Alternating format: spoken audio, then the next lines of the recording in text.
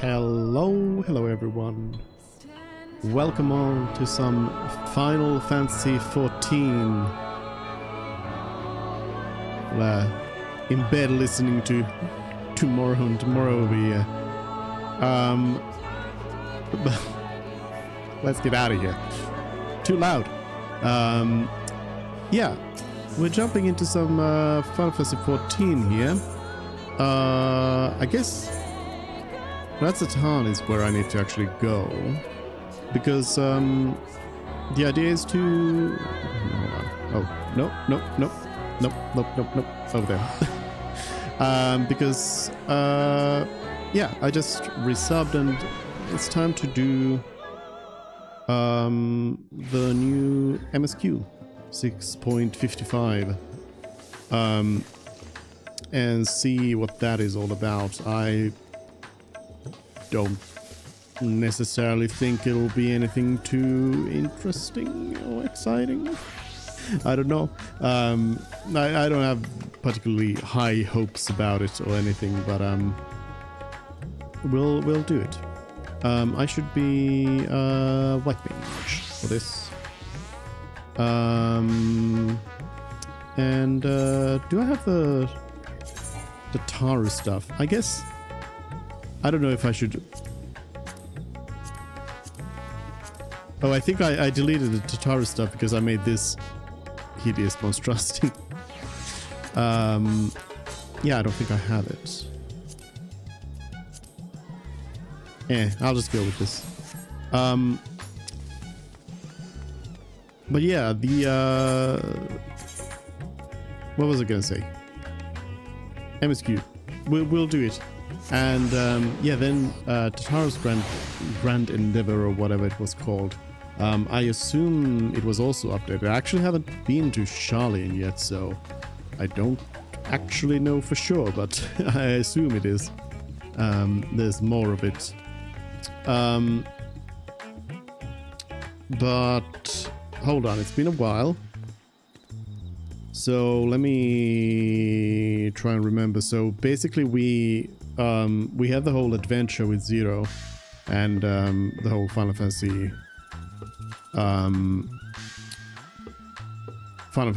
stuff. And then I guess we just kind of we saved as Daja. We kind of finished up on that stuff, and I think again the Scions kind of went their separate ways, but they'll be back. But then I don't really remember where like this stuff with Varshan and everything here at Tataru ended. The very end of the MSQ, the 6.5 though, was the like sneak peek of the new Rotgar NPC that comes to Charlene with Erembel, and I have a lot to say about that. But anyways, let's figure out where we are at here then. When one door closes. Varshan has a message from Charlene. Suze, one of my clerks was just here with a message for you. The students Baldessian request your presence in Charlene at your earliest convenience. Indebted as I am to our friends, I had hoped that I too might be of service, but it is you alone that they require. If you've no pressing business, pray make your way to the Baldessian Annex at once. Ojika awaits your arrival. In the meantime, I shall continue showing Azdaja the city. From notable landmarks to the people's lives, there is still much and more for her to see. Farewell for now, my friend. I look forward to the day we set forth on another adventure together. I don't know if I do. I don't mind Varshan, but I think that's pretty played out now. Alright, so fun teleportation quests as usual. Wait, where is Charlene? Over there.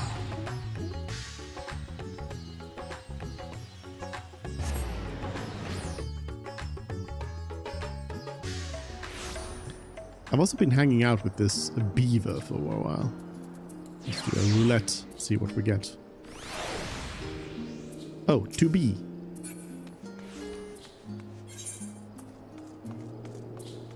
Treasured bonds.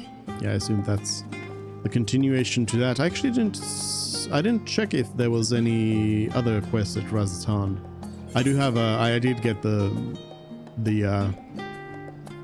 Mandibilis weapon. But I didn't check if there was anything else over there. That's like new level 90 stuff. I guess there's nothing new here either. Yeah, it's just that one. We'll do that, but after this stuff.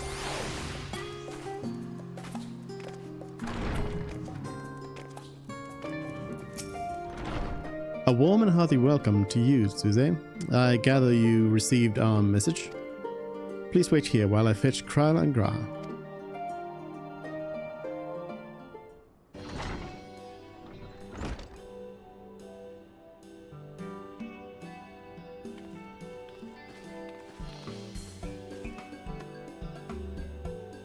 Thank you for coming on such short notice. And forgive us for sending for you so soon after your trials in the void, say nothing of your grueling battle against the 12. Now then, we aren't actually the ones who require a presence, but Erenville. He stopped by recently, you see, and asked us to reach out to you on his behalf. I imagine you're as surprised as we are, given that he was supposed to be away on a long expedition. Something must have necessitated a change in his plans. All he would tell me is that there is someone whom he wishes Suze to meet. He also mentioned that he would be tending to business at the studio. Shall we look for him there? Nodders. Boy. Classic Final Fantasy XIV storytelling. NPC says something, and then I nod. It's probably easiest to just run. Oh, couldn't make the jump.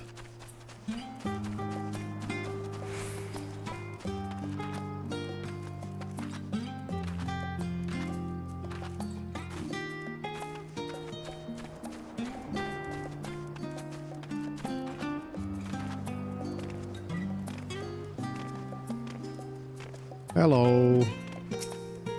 Now then, where is Erenville?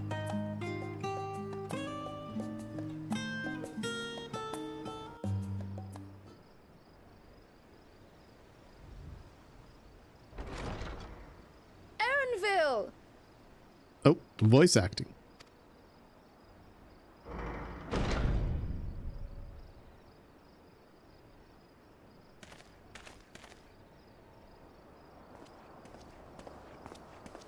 Apologies for the wait.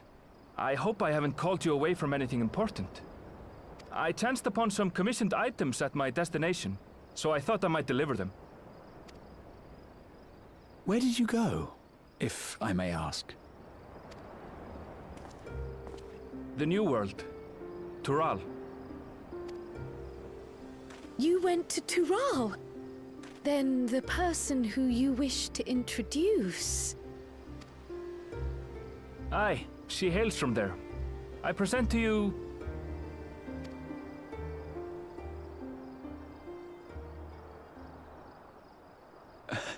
But it seems you've lost her. Did she wander off?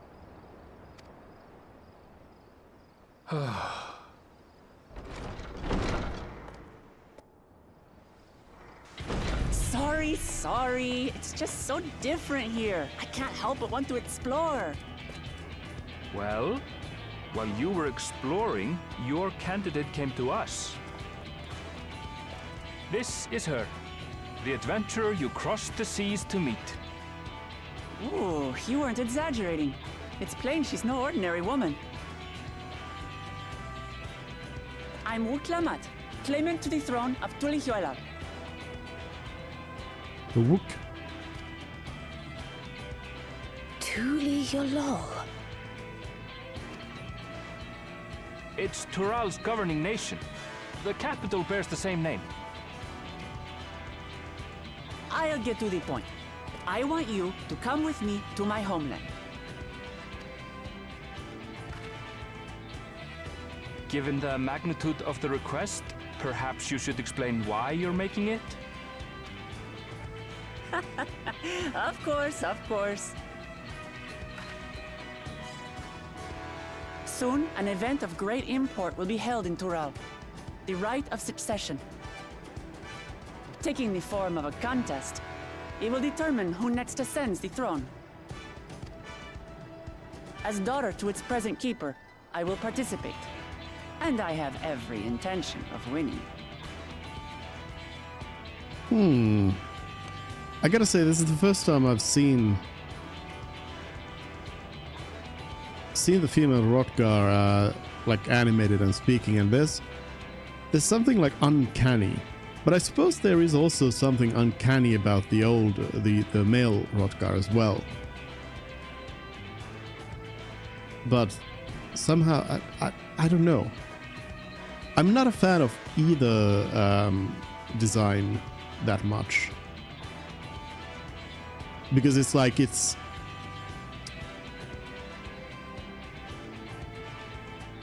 I think it's like, I don't know, it should be a little bit more animated in general to make it kind of pass better as a humanoid character.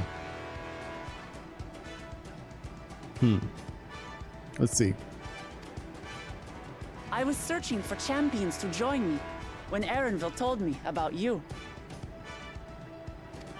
A mighty warrior who knows no fear, who sweeps aside terrible fiends as if they were reeds, who flew to the edge of existence and saved our star. She asked who Eorzea's greatest hero was, and so I told her. Much more elegantly, I might add. Now you know why. You'll come to Tural, yes?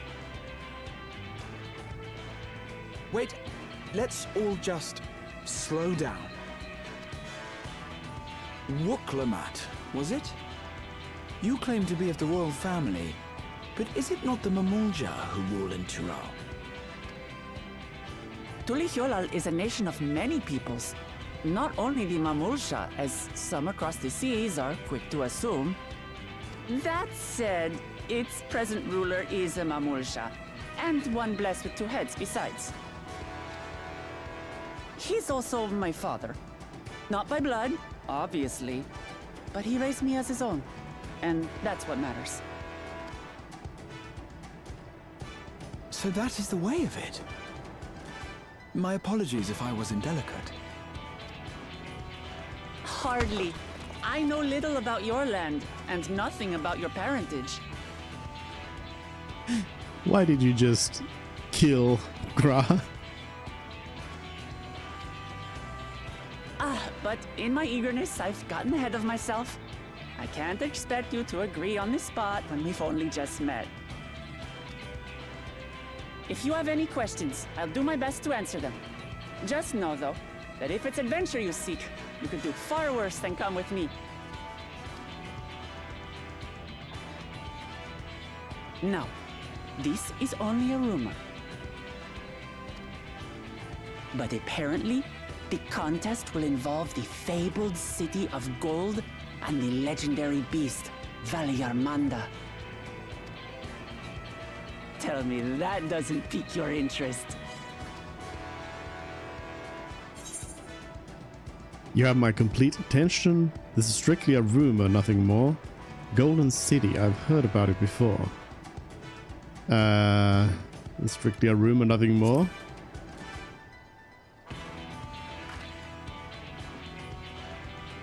Well, the details of the contest have yet to be announced. But the rumors come from someone involved in the preparations. So I'd say there's more than a grain of truth to them. Fox, get out of here. This is spoilers. This is high spoilers. Well, I mean, actually, I don't think it's that big spoilers. Well, it is. It is. There's some spoiler characters here. Get out of here. Get out of here. But hello. Also.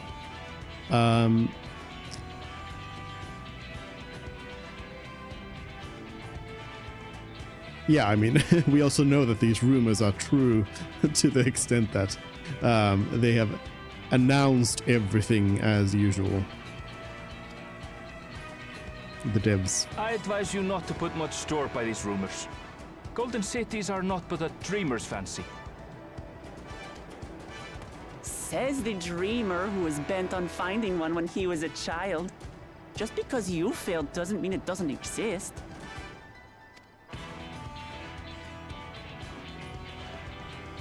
Tuliolal and the Golden City. Just like in the letter to Grandfather. Regardless of what the contest may entail, it'll be no simple thing. If I'm to triumph, I'll need capable and dependable companions. So let's go on a hunt together. There's no better way to get acquainted. So far, I'm not really buying this like motivation for for this whole transition. Why should I help you?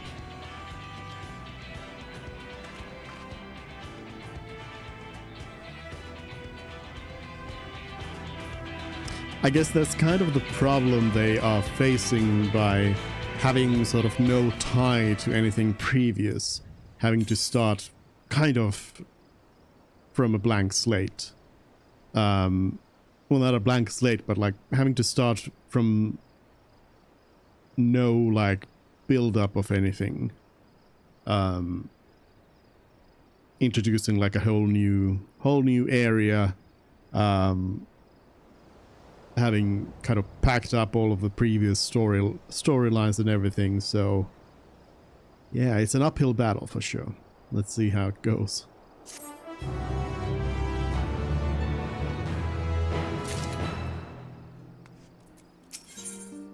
The game is afoot.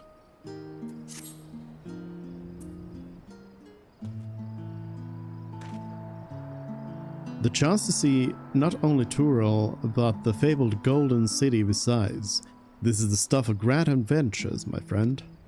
Which is not to say you should hastily accept this invitation, mind.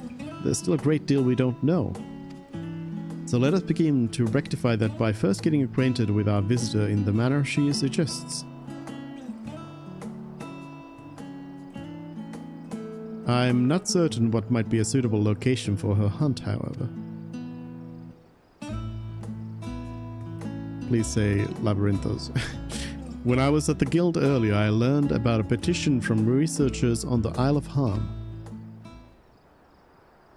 You went there not long ago and culled some unruly fauna, of course, but according to recent reports, other ordinarily docile fauna have grown savage.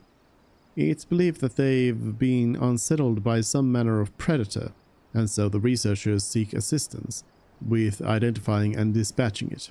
As part of your hunt, perhaps you might answer the petition? The isle isn't far, and we would also be helping those in need. That works for me. Just so you know, I've honed my skill against some of the fiercest beasts in Turan. Whatever this creature is, it had better be able to put up a proper fight, or it'll end before we have the chance to get acquainted.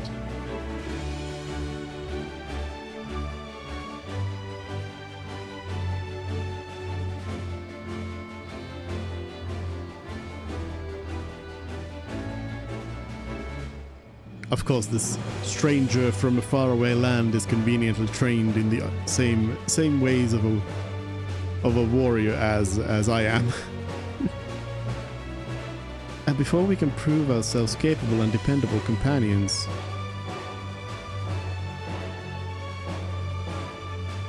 my apologies, but I must see to some preparations. Pray go on ahead to the isle. I will join you as soon as possible.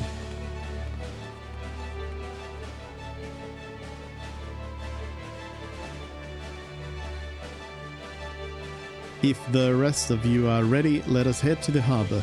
This being guild ship business, it should be simple enough to secure a vessel.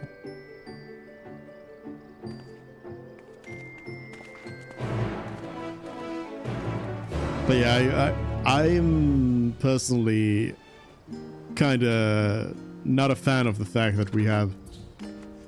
Apparently we are going with Erenville. Like, Erenville's name was in a trailer. Like, full on. Or somewhere where, you know, they said something like you're going out there and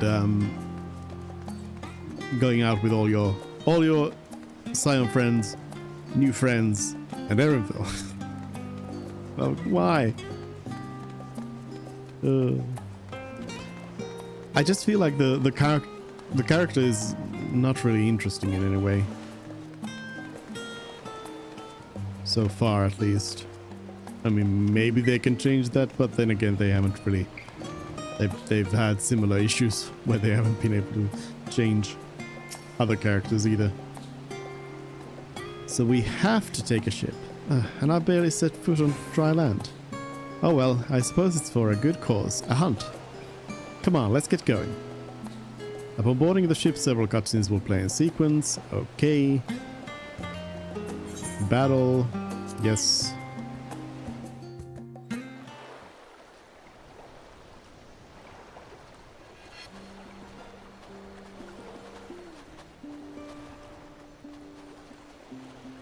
From here, we must walk.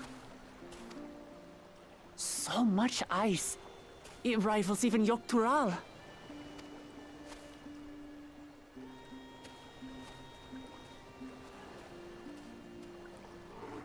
Oh, a white bear!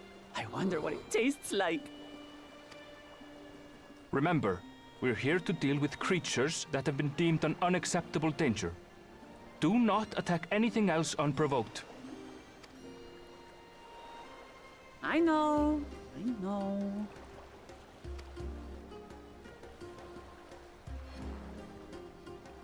So this is the isle where ether literally bursts forth.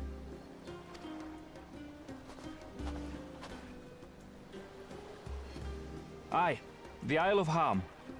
The geysers lie deep inland, however. You really are knowledgeable. Kona told me nothing about this place. I doubt your brother managed to come out this way. He's like to have toured facilities like Labyrinthos, however. The great big cavern under the city. It's amazing that they could make a sky down there complete with a sun.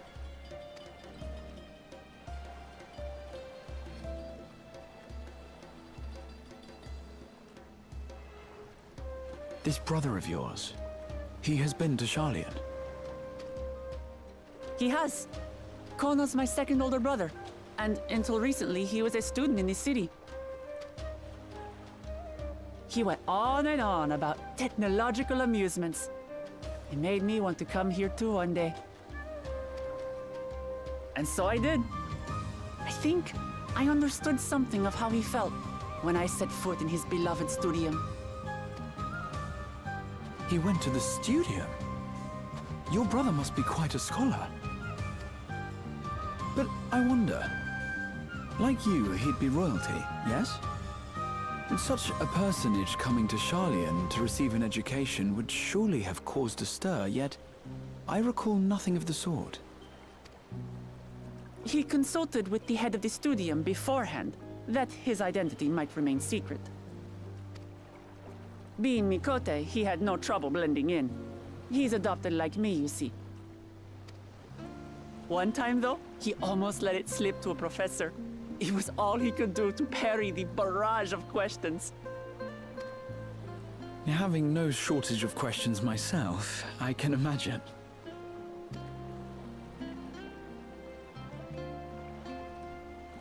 Ask whatever you like. I don't mind. But I maintain, hunting together is the best way to get to know someone.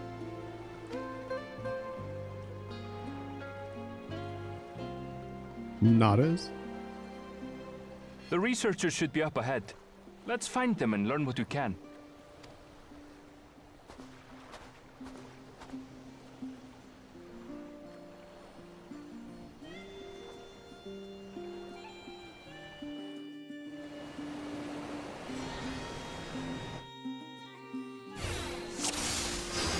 Search for signs of your prey. The researchers should be just ahead. There. The building to the northeast. That one? So, ordinarily harmless creatures have grown savage. Don't know what's got them riled up, but I'll take down any that think to try me. Right, let's hunt our fill. Unholy time. Classic Final Fantasy XIV. White Mage gameplay. Get in the middle and spam holy. Look! Someone's in trouble! Rescue the hard-pressed surveyor. Taste my axe. These animals are usually so docile. Hey, why am I fighting reindeer?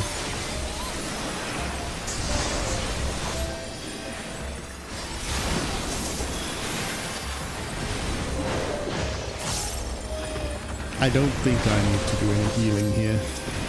Most likely.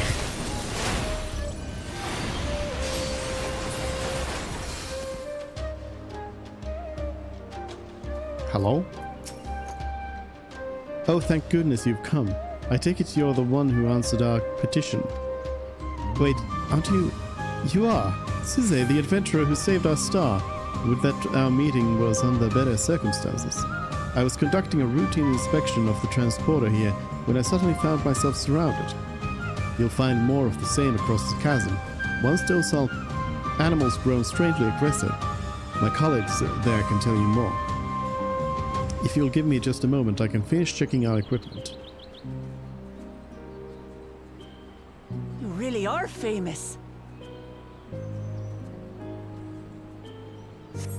And for good reason, as you'll soon see for yourself.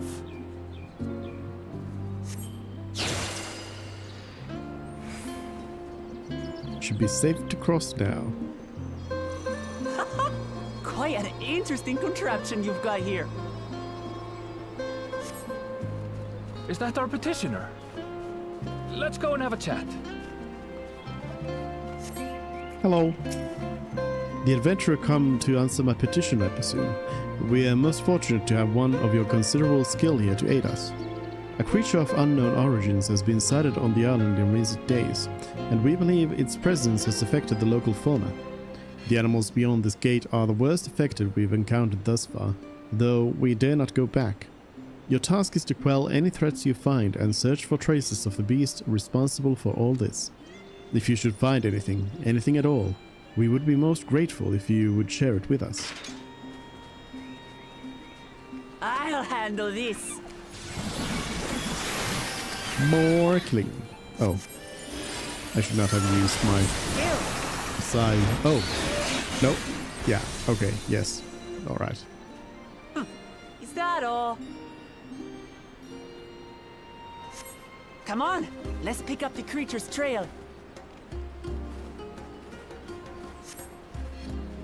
I'm no hunter. You find ravaged beast remains torn to shreds by sharp talons. These claw marks. I've seen their like before.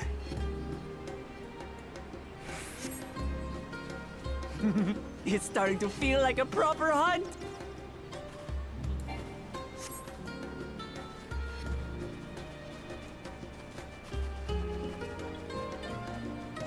We're supposed to touch something or... Yep. Yep. Tattered plumage. You find feathers are scattered about the ground. There are signs of a fierce struggle. Feathers. But did they belong to the predator or the prey? So, how do you prefer our prey? Roasted or raw? You presume it's even safe to eat? Yeah. I think we need to find out find out what it is. Animal leavings. The cloying stench of fresh leavings assail your nostrils.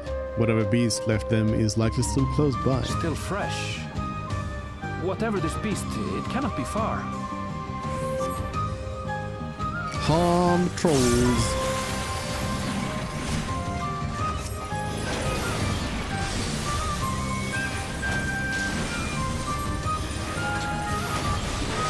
I do like this this version of flow that we've got playing on here. Who knows? If they're spoiling for a fight, then they've got one.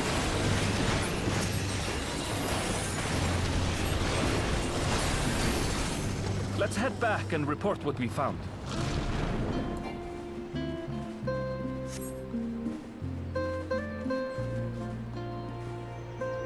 No!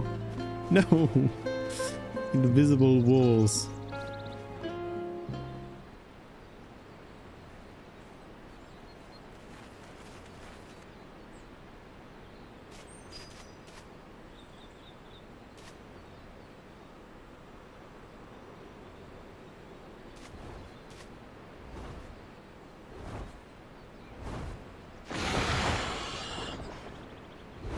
Powerful wings and razor-sharp talons.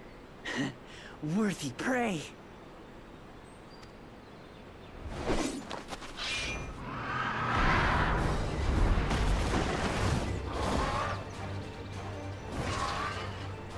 It's always a bigger fish. What is that thing?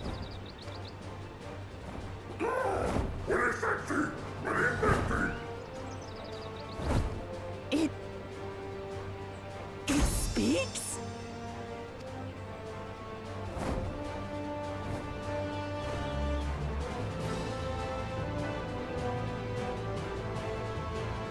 A giant colibri.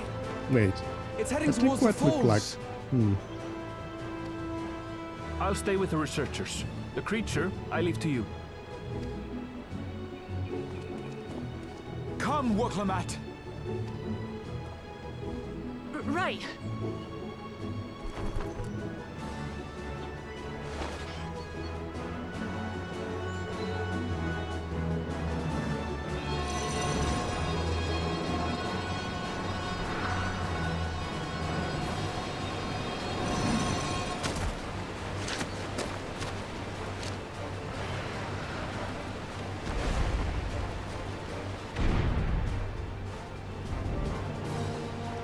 Just so we're clear, I wasn't startled by the beast earlier. It caught me by surprise, that's all. Forgive me, but I failed to see a difference. I'm getting hungry. Let's be done with this so we can eat. Caught me by surprise! Caught me by surprise! Think you're clever, huh?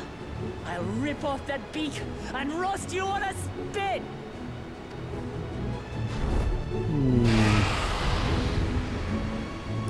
All right. Defeat the giant colibri. I will.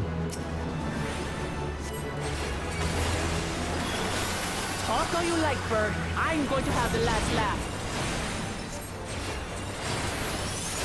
Blair I'm Creed. going to enjoy sinking my teeth into you.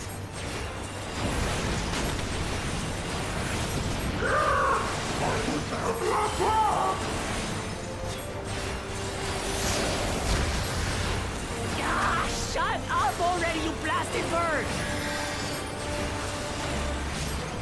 Yeah, it seems like Gra's doing the healing here.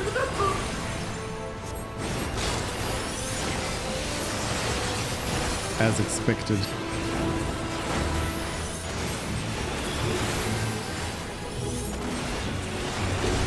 Look out!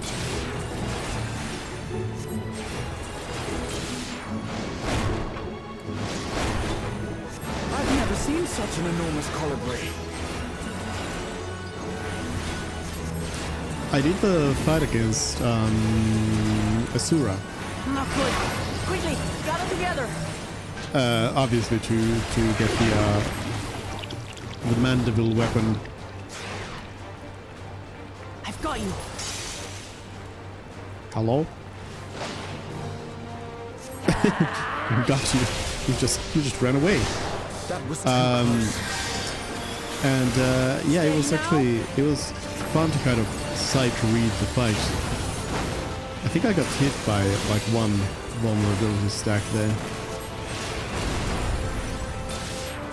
I think that's maybe one of the most fun things in general, is just kind of figuring out a fight for the first time. A fight that isn't like entirely, you know, the kind that like savage raids are, where, or ultimate raids, where you really only have like, We'll pay for that.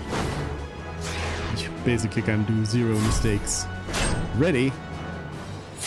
Me? Bye. Oh, I gotta save him. I have to save him.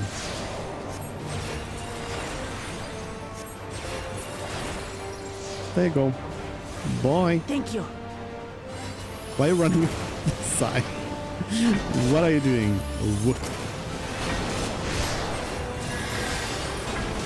You were closer to the other side.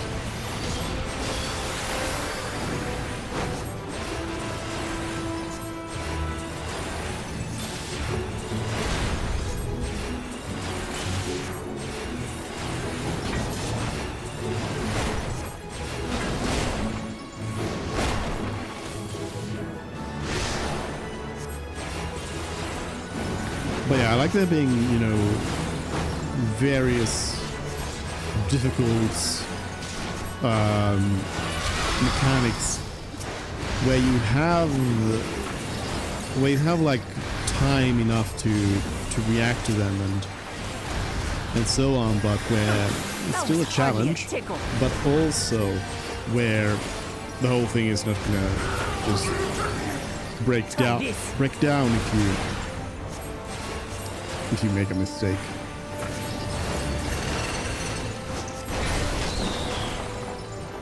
Nothing to it. I like how Have you now, you loudmouth objective bastard? keeps getting updated to defeat the giant cliff.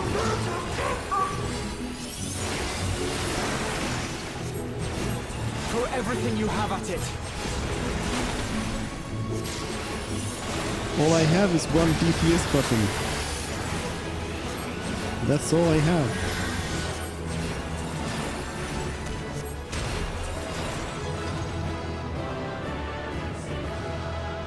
Easy. That said, there's nothing worse than this game than you know, a solo duty having a huge difficulty spike at the end. And I had barely limbered up. Because if you fail, if you like, you know, you're not paying too much attention to the solo duty, and suddenly there's something that just instantly kills everyone. That is horrible, because then you have to go through the whole thing again, which is not good.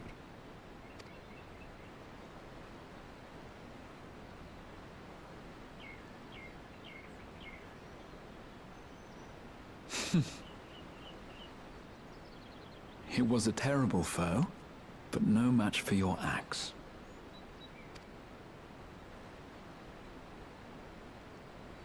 Not. Only to be expected. You were pretty impressive yourselves. I was right to invite you on a hunt.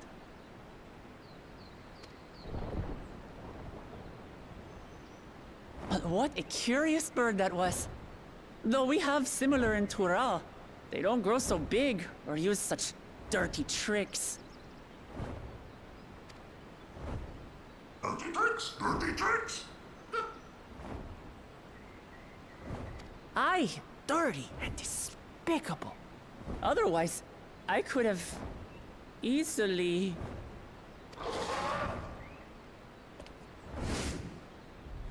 Dead.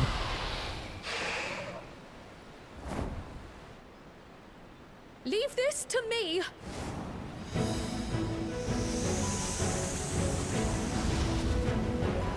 Have at you.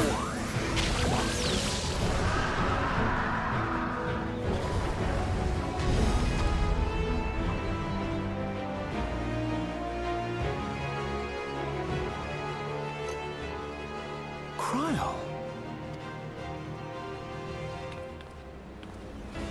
am terribly, terribly sorry to have kept you all waiting.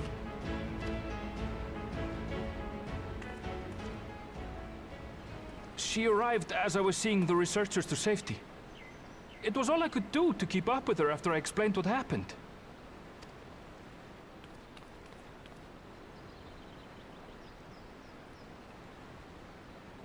So this is what you meant by seeing to preparations? After hearing of the contest, I thought how wonderful it would be to join you. In coming here, I wanted to demonstrate my skill at arms to Wuklamut. Alas, it seems I missed most of the action.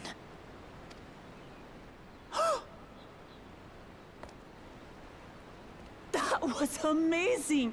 The piece didn't stand a chance! I'm glad to have been of service. May I ask what inspired this change? You will recall the time you descended to the ethereal sea in search of Heidelin. Recognizing that my skills were inadequate, I chose to provide support from afar, rather than join you. It was the same when you set forth for Ultima Thule. How it pained me to stay behind, again and again. That's what inspired this change. Ever since the final days were averted, I've used every spare moment to hone my craft. As you all have adapted your methods to suit the circumstances, I started by considering how I might best contribute.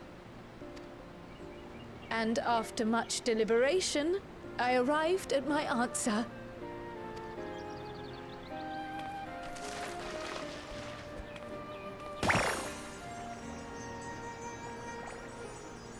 With the esoteric art passed down by the legendary Archon realm, Pictomancy. As I recall, you have embraced versatility to effectively complement a certain someone's style. What I do is much the same. Like you, I don't want to be left behind.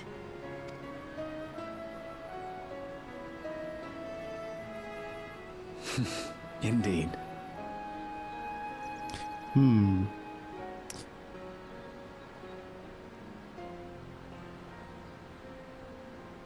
I thought that Pictomancy was going to be a thing they pick up in Tural, like the Viper stuff is gonna probably be. But I don't know about this. This is possibly going to be questionable. Well, not necessarily. I mean, I guess it depends. It really depends. But how is this going to be introduced to the player character though? Like, do we work with Kryl? That would make the most sense in my opinion. But if it is that suddenly there's like a bunch of people in Sharlayan who run around with brushes, painting Moogles, then there's gonna be a little bit awkward. But I guess it's always gonna be awkward whether they are retconning in, you know, new jobs or new races. It's always gonna be a bit strange. I must say, you appear to be especially keen on being involved in the ritual of succession. Is there any particular reason?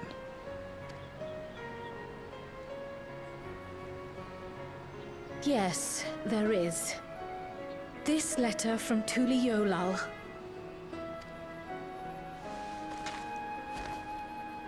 It was addressed to my grandfather Galuf, and turned up among the students' archives. The ink was faded, so I couldn't fully make out the sender's name. Galul, someone. Jaja. Gulul Jaja. That's my father, the Dawn servant. What does the letter say? While much of it isn't legible, it appears to be a request to investigate the Golden City. A request to investigate the Golden City? From the Dawn servant himself? Well, well. Seems it may be more than a rumor after all.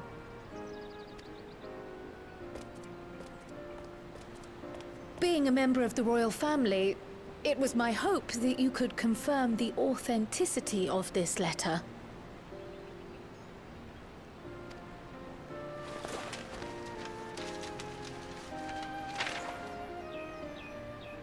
I can say for a fact that my father didn't write this.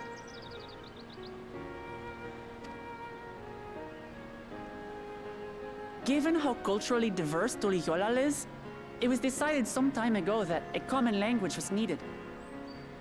But instead of elevating an existing tongue and its speakers above all others, we looked to those widely spoken overseas and created an altogether new one. The similarities to your common tongue also make it quite easy to communicate in these situations, no? Convenient. This letter, however, is entirely in Eorzean. If Father had written this, he would have been in Turali. And what's more, it bears a wax seal. We don't bother with them. So the letter is fraudulent, then? Oh, I didn't mean to say that. My father's signature is genuine, as far as I can tell, so perhaps he simply dictated it.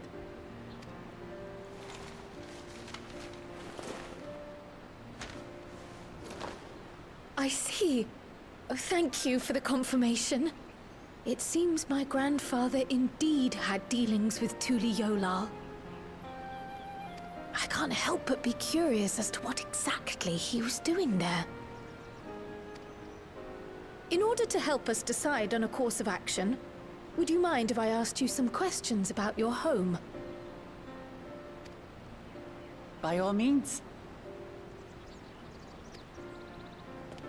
After all, learning about one another was the purpose of this hunt. We can talk while feasting on this fellow. I, for one, am starving. We're eating that.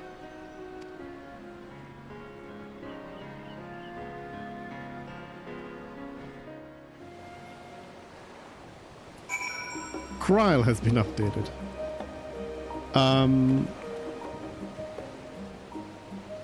So, I'm very wondering about this, like, Kryl redesign. First of all, why is Kryl staring at me like that? Stop. Stop. Also, let me pull up the old. I'm gonna see here in the back to get kind of a side-by-side look.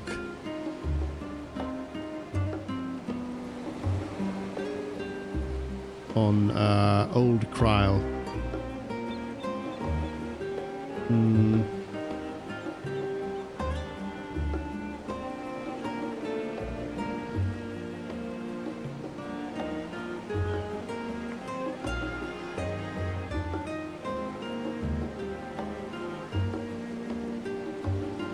Whoa!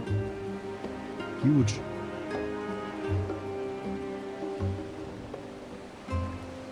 Old Kryl. New Kryl. Huge Kryl.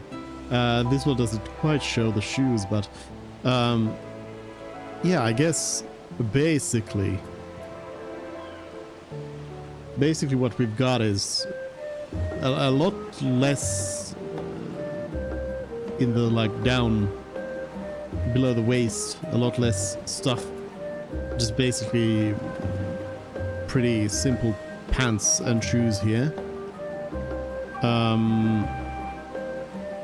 Then the torso area has also been, like, redesigned a bit. I guess we don't see in the old picture, we don't see much of what Kryl is actually wearing underneath, although it seems it looks like in the original it's like a one piece.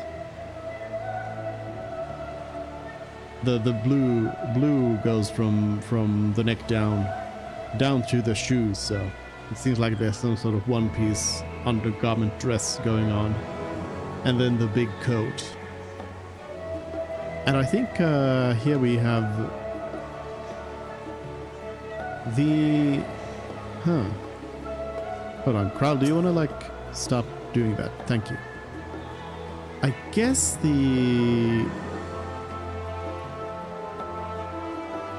the sleeves are the same.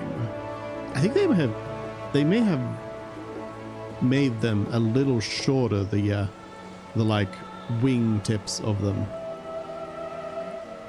And then there's some added details here and there. And the coat is open and all of that. And we have new gear on the waist and so on. But then we get up to the head area. And I gotta say, I'm a little disappointed that they just went basically with the same hood. I mean, I get that it's kind of iconic for Final Fantasy XIV Krile, and, you know, it harkens back to Final Fantasy V Krile and the Devout in Final Fantasy III. But I feel like, especially with the job change, they also maybe should have changed the hood.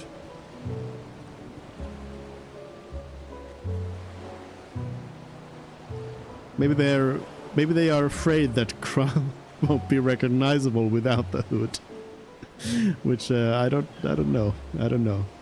But yeah, I would like, I don't know, maybe if they really wanted to stay with the cat ear hood, they could have gone with a softer kind of look like the original Krile has. More like, you know, felt fur wool looking stuff instead of this like leathery looking stuff. So maybe that could have been a direction. And generally, I think they should have maybe played around more with the colors, because this is basically just the same colors as the old outfit for the most part. So I think they should have maybe played around a little bit more with that.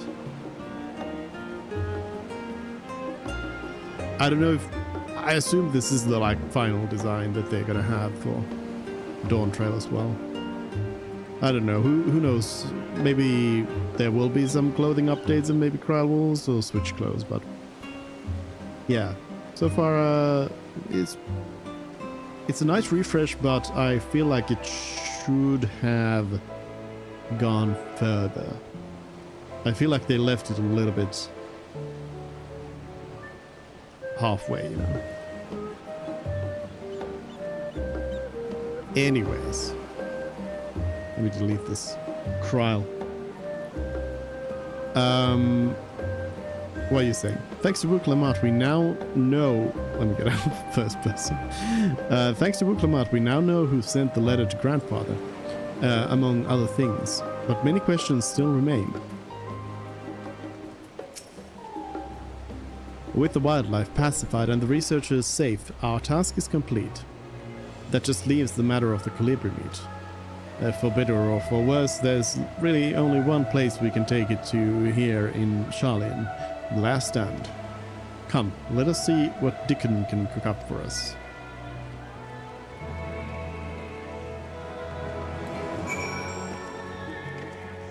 Run.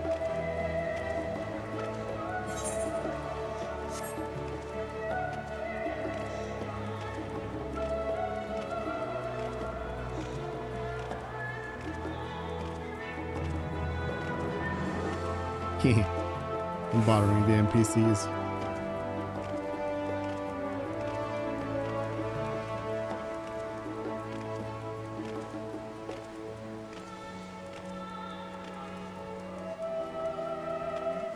Hello, Dickon.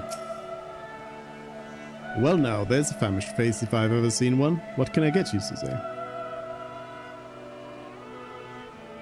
Oh, bird meat from the hunt, you say? Leave it to me, I have just the recipe. It's a new dish I recently learned from some sailors, and for you lot, it's on the house. Have as much as you like, you hear?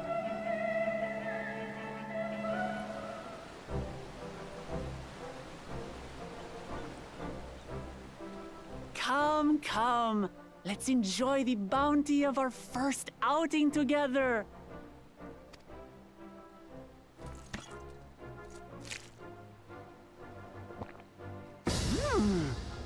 I'd heard that Charlayan cuisine was terrible, but this is fantastic.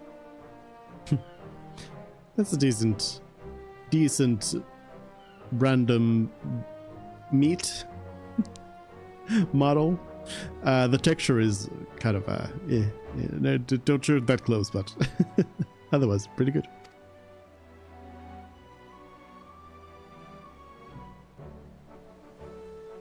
What is this? Oh, it smells spicy. Oh, come now. Since when did you become so soft? It's not like we don't have spicy food in Tural, too.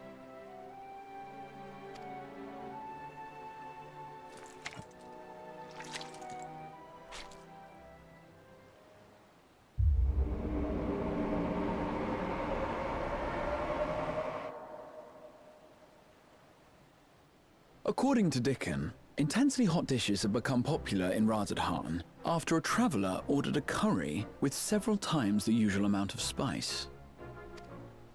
So he started offering the same in order to please the growing Harnish population here in Charlian.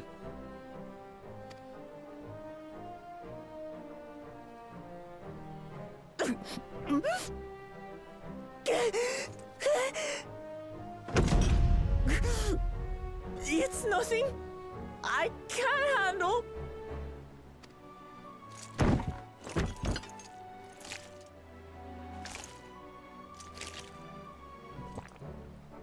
Your boorish manners reflect poorly on the both of us.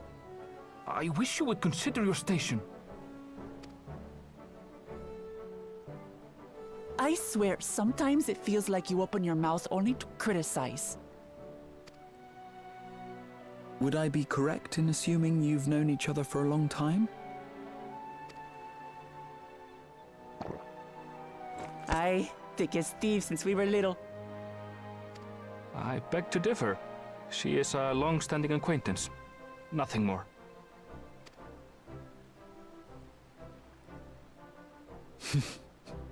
I see. I see. All this time you were from Tural. Oh, would that I had known sooner. There's so much I'd like to ask.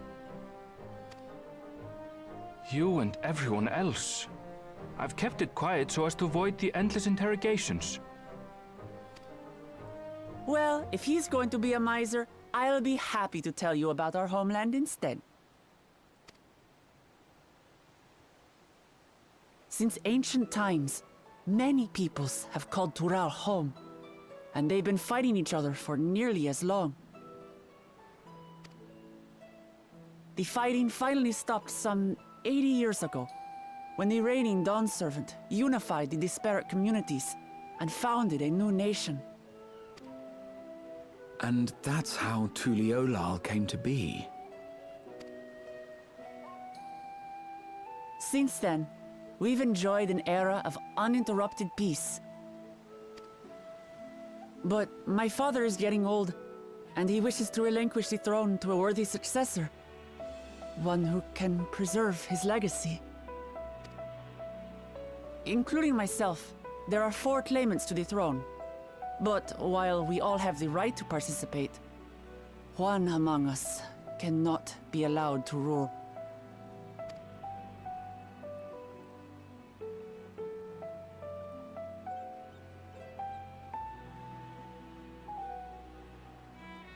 A man who is too ambitious by half.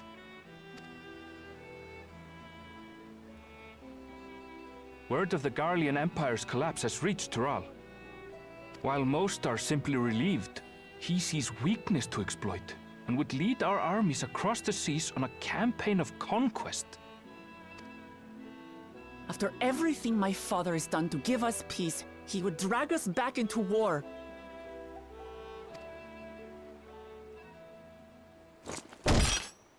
I can't allow it. No matter what, I must win this contest.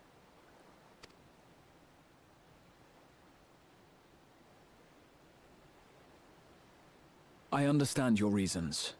But this being an event that will dictate the course of your nation's future, is it appropriate for outsiders like us to be involved? Oh, it's more than appropriate. The Dawn Servant himself expressly encourages it. The ruler of Tural must navigate the intricacies of myriad cultures, and there's no better way to prove oneself qualified to do so than to work with foreign allies. That's why I sought you out. Through our hunt, I've confirmed that you're a warrior of considerable skill, but more importantly, one of good character as well. And so I ask you, will you lend me your strength and help me win the throne of Tulihualal?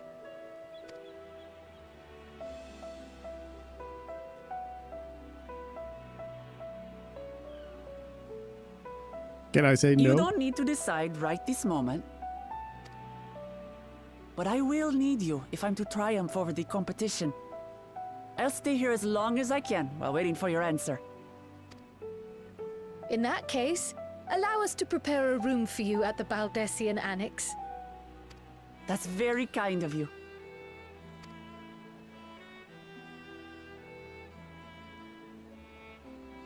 Oh, and one more thing. Once we finish eating, would you mind if I took the rest of the meat?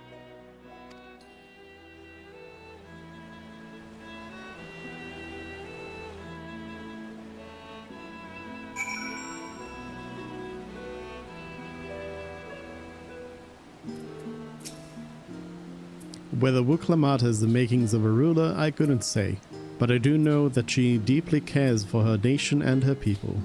Whether you choose to help her, though, is for you and you alone to decide. Think on it well. Now then, it's past time I reported our mission's success to the guild ship. I would have done so sooner, except Her Highness needed to have her royal meal. I shall come by the annex later. Till then. Food? Yeah, I guess I'll take the caviar canapes.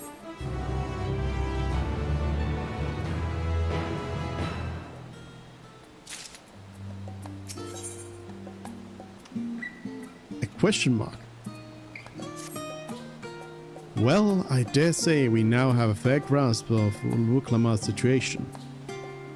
Still, you've been afforded time to consider her invitation. Why not use it to learn more about Tural? Numenor is bound to have some information on the continent.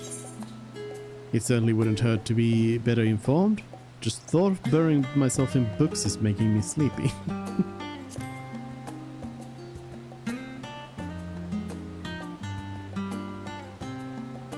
We're talking about mysterious lands and unknown wonders here. I'm confident we'll find reports so thrilling as to drive away any thoughts of napping from your mind. Come, my friend, let us be off to the archives. No. Reading. I guess again, I'm not really going to win much by doing any teleportations.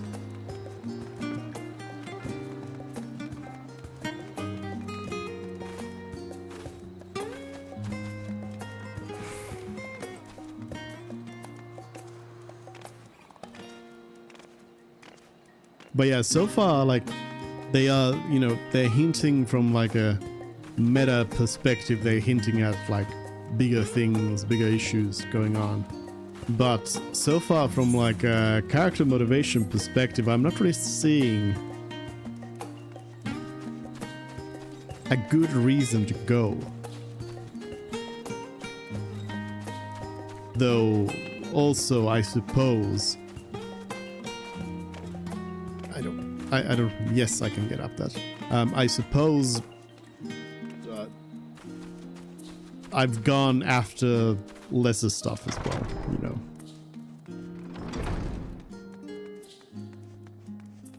Blue covered book. I like how we just randomly go to different books here.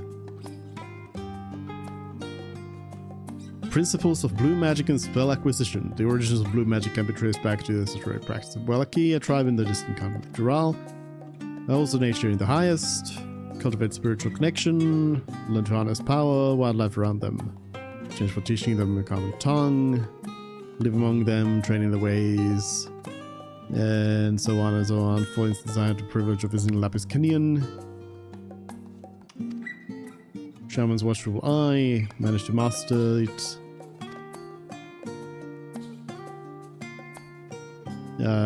Blue is important to Wallaki. Cool. Yes, I am a blue mage. I am a blue mage. I know all of this.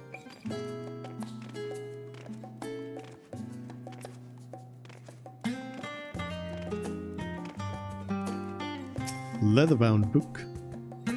In fact, I'm assuming we will be meeting more blue mages. Surely. But also they are introducing a new limited job. So I feel like they might not have... Well, they probably have the resources, but they may not have the direction to go hard on adding to blue mage. I'm sure they will do something, but I feel like there's so much that they should be adding by going over there, but we'll see. Lines in the sand, the geopolitics of Heidelin. Let's continue by comparing the geographical characteristics of the three great continents of Tural. The former stretches from east to west and lies entirely within the northern hemisphere. In contrast, the latter extends the far reaches of both northern and southern hemispheres, and a difference immediately presents itself in the form of climate variance. Shifts in climate tend to be gentler.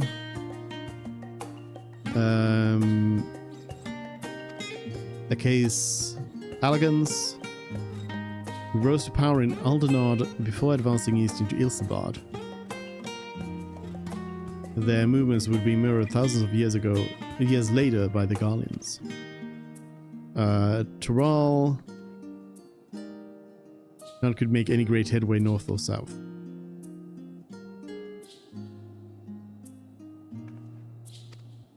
Given the lands divided through history and the reason thereof, one cannot help but be in awe of this feat. Alright. Geography.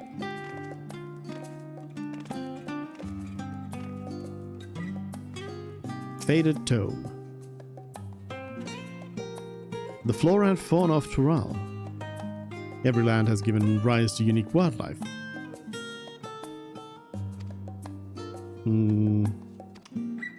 Alpacas. Wyvera.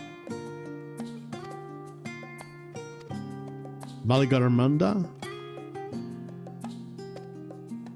Why do they have a point on one singular unique thing?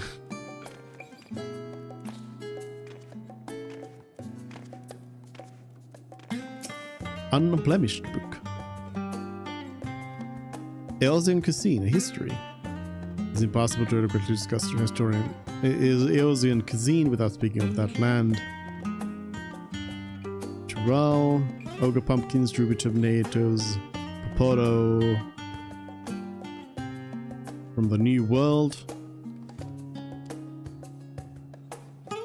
I'm actually really concerned, in a way,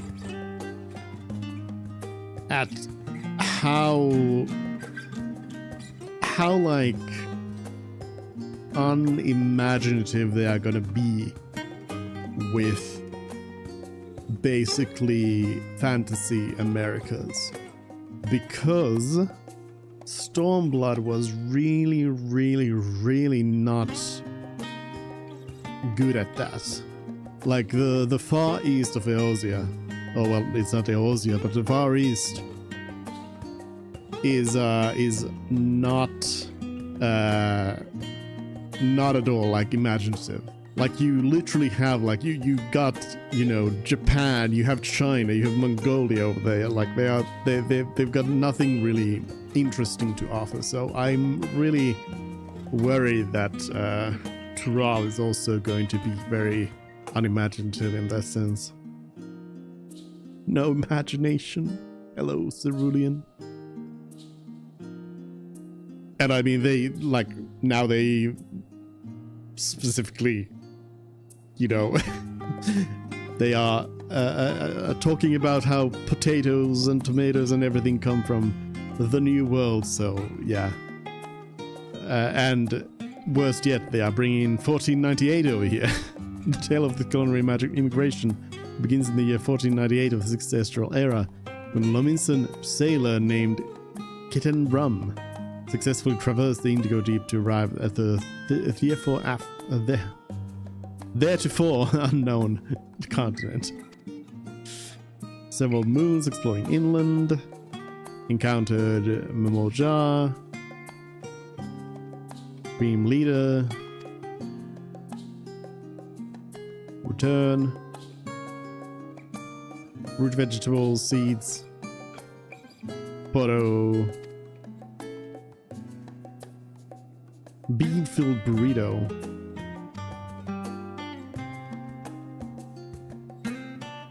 and so on and so on.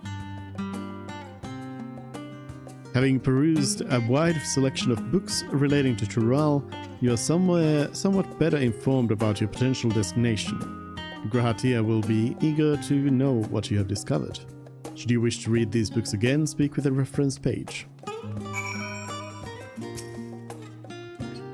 Scoured the library to your satisfaction, have you? Excellent. While there are few books wholly dedicated to the subject of Tural, I dare say you've found tidbits of useful information scattered here and there. Are you going to ask if I fell asleep? But come, let's continue outside. The mammoths do not take kindly to chatter.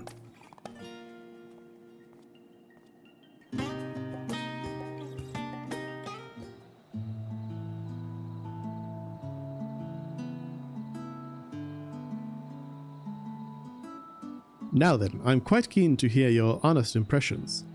I couldn't help but notice that we read the very same book on cuisine. I was pleasantly surprised to find references to Tural within. Among them, did anything in particular pique your interest? I was rather taken with the tale of Kitten Rum, Popotos. I have a newfound appreciation for them. The legendary City of Gold. I guess Popotos.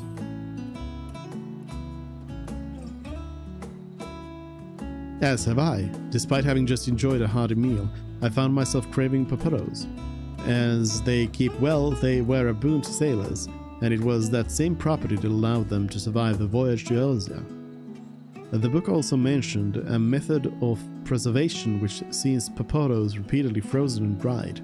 The resultant product was apparently used in a stew by people in mountainous regions.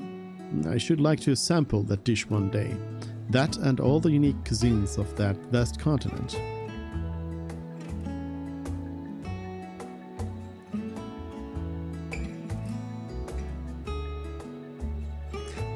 Also, it'll be interesting to see if they can really deliver on the vastness of the Americas.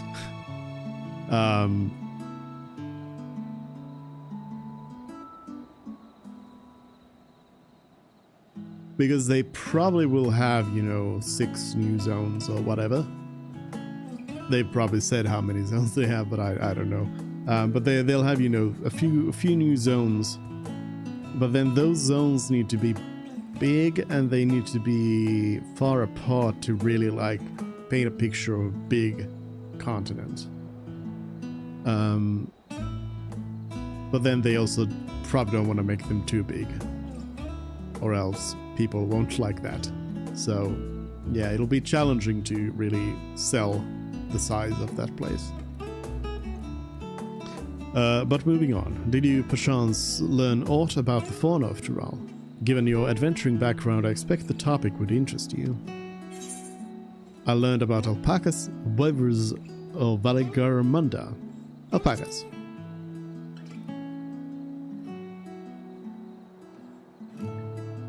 Ah yes, the alpaca.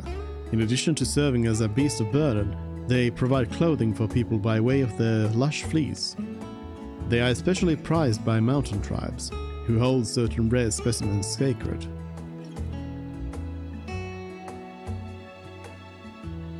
I thought I heard familiar voices. Oh no, why did you bring the other one? Fancy running into the two of you here. Well, well, have some research of your own, do you? Aye, we hope to arm ourselves with knowledge that may benefit the Garlean people. Having forged a new trade agreement with Radzatan, they will next look to foster relations with other nations. This includes former imperial provinces. In view of this, we hope to find hints in history on how neighbors of differing races and ideologies might engage with one another. And what of the two of you? What endeavor brings you here this day?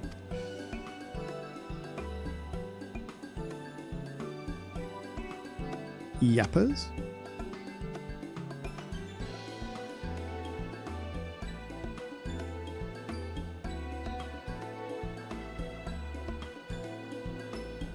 A nation composed of the disparate peoples of Tataru.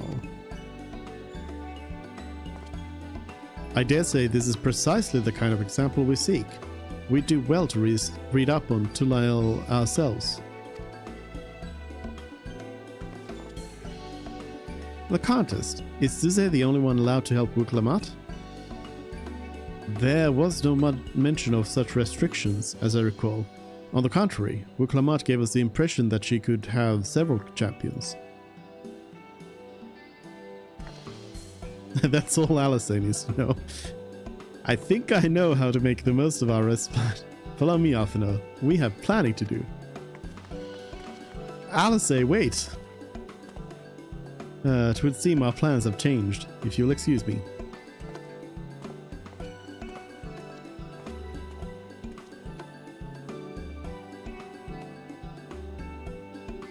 They never could rest on their laurels.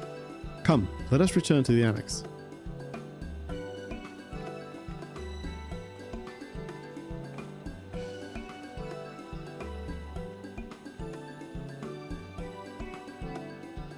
So if there's no other motivation to go, now there is at least the fact that Alice is going to force us to go by going. Alice has already made a decision, and I have to live with it. Oh, this time I'm sure I can save up on teleporting.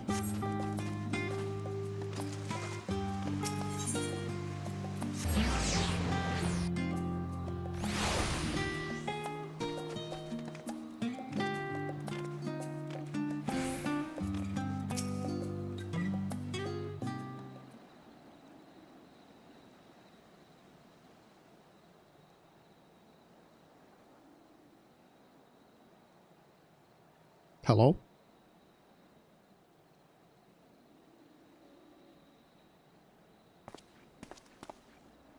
Oh, it's just... Despite all that we've learned, I can't help but feel we've yet to hear the whole story. What about you, my friend? Are you inclined to accept or refuse Wuklamat's request?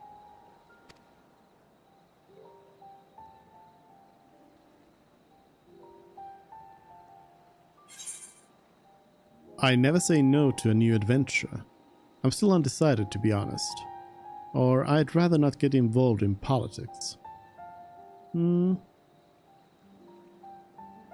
go with I'd rather not get involved.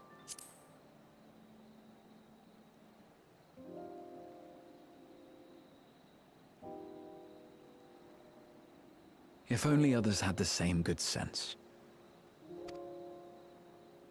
If the prospect troubles you, sir, why not consider what you stand to gain instead? That is an exciting journey to a faraway continent. Why is that a gain? Why? In the course of seeing new lands and meeting new people, you might find yourself moved to help Wuklamat after all. And if not, well, you quietly take your leave. Graha, I've seen it all already. I've traveled through time. I've traveled through dimensions. I've gone to space. I've seen everything. Can't I just stay home? A brazen plan, perhaps, but one that befits a veteran adventurer, you must agree.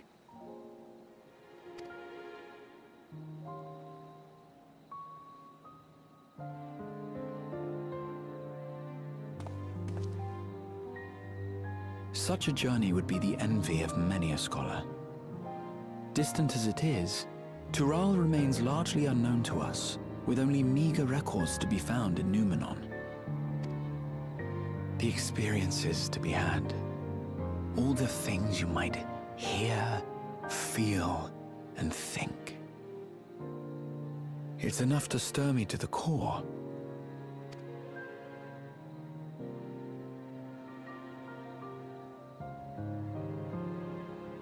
Life is a series of journeys, my friend, and there's no telling what awaits us on the long road.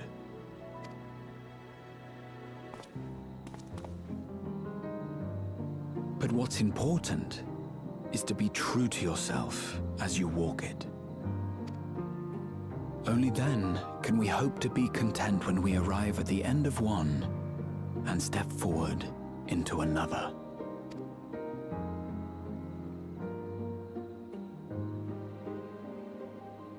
But there's an idea. I have a matter to attend to at the Agora. Please, go on inside. I will join you shortly. Why?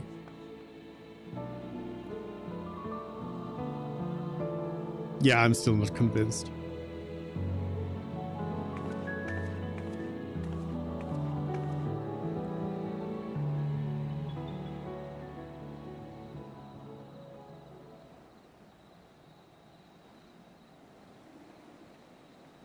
Why is Thancred skulking about?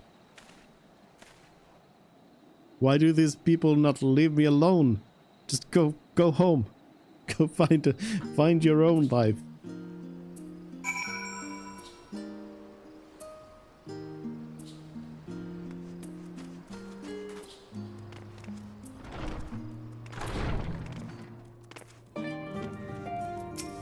What up, Ojika? Welcome back to Zay. If you're looking for Wuklamat, she's currently with the others in her chambers. If you like, I can go and fetch them for you. Have Ojika fetch everyone? Sure, I mean I could have gone there, but okay. Understood. Please wait in the main hall. I mean, no need to bring them all here when I could go there, but alright, alright.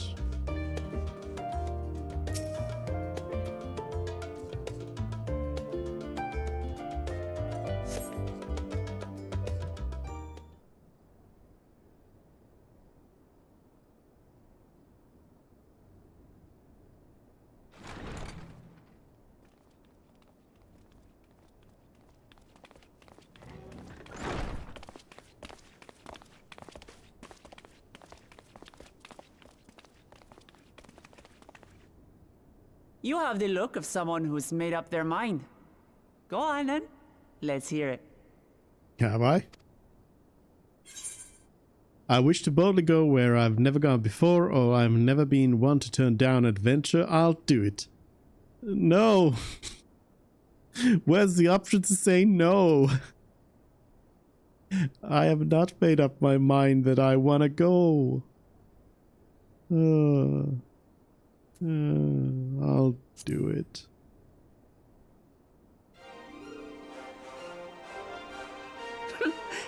Excellent. You'll be compensated for your troubles, of course. But I dare say your time in Tural will be its own reward.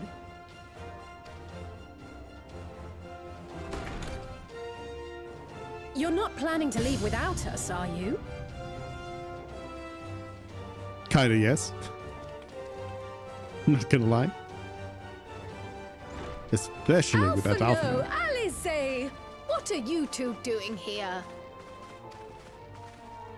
We happened to cross paths at Numenon earlier, you see, and I told them about Wooklamat. And when we fortuitously met again at the Agora just now, they expressed an interest in meeting our visitor.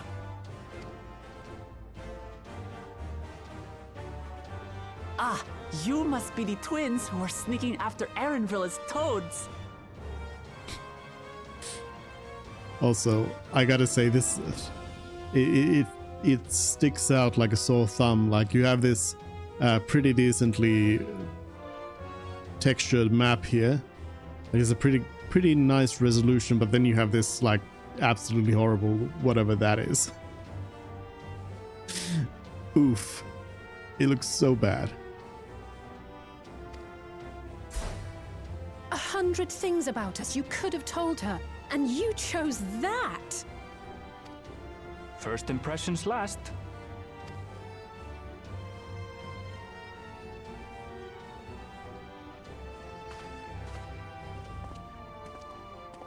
"'Tis an honor and a pleasure to make your acquaintance, Your Highness.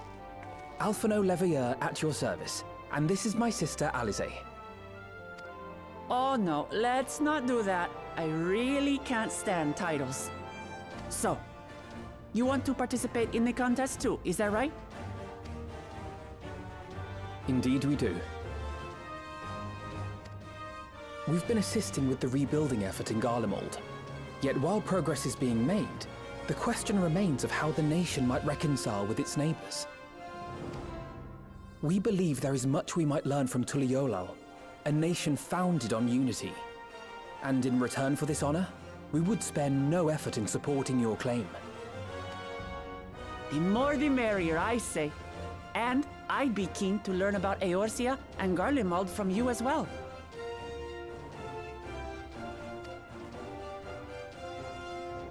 Having recruited so many committed and capable allies, I presume you have no need for my continued assistance?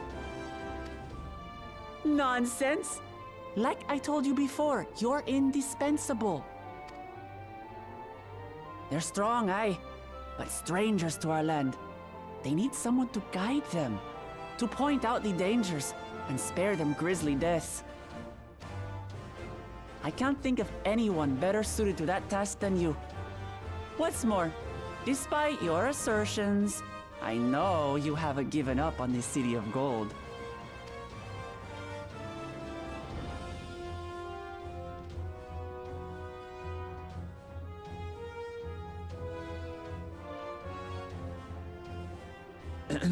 As I recall, Kryl, you were the first to state your desire to visit Tural. Perhaps I was. Still, I can't help but worry about being away just when our order is beginning to find its feet again.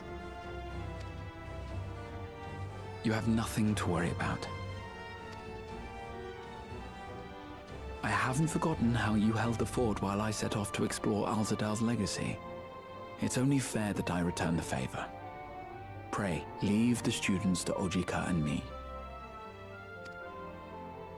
But, Raha...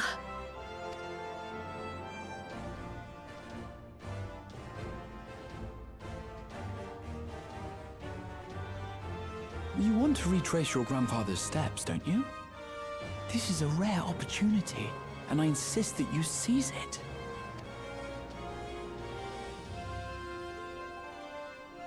Thank you, Raha.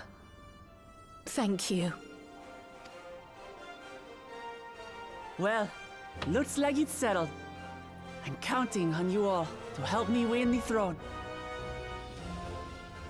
I'm pretty sure in the teaser trailers they show Graha in Tural, so I don't think we are completely leaving him behind, but I wouldn't mind it.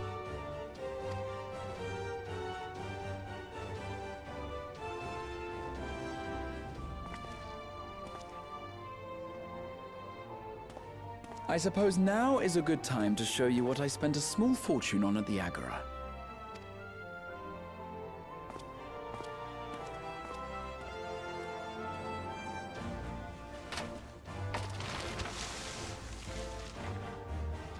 There.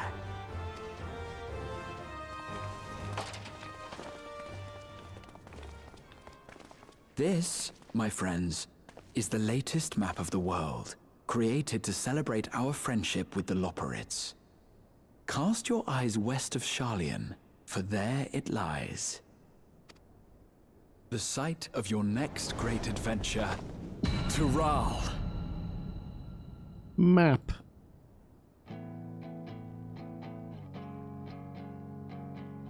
Oh yeah, wait a minute. Are we gonna be getting credits again? I forgot. They're gonna play credits. Oh no.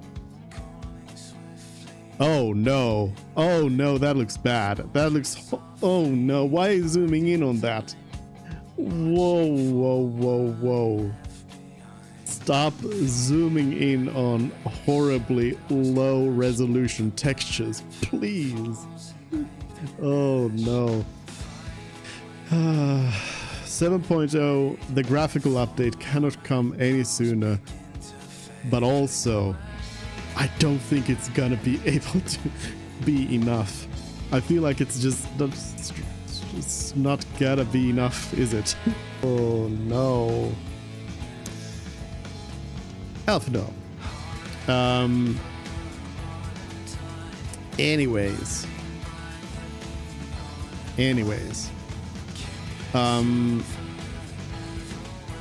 Yeah.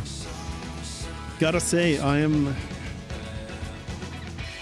not immensely excited for Dawn Trail. This didn't really add anything to that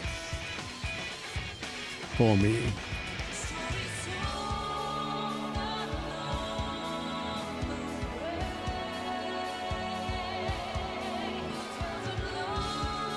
Because like again, I feel like we don't have a motivation to go there. We don't have a good reason to go.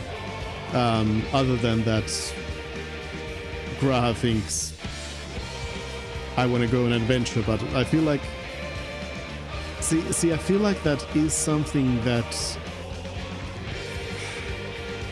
maybe at some point, but like I don't know.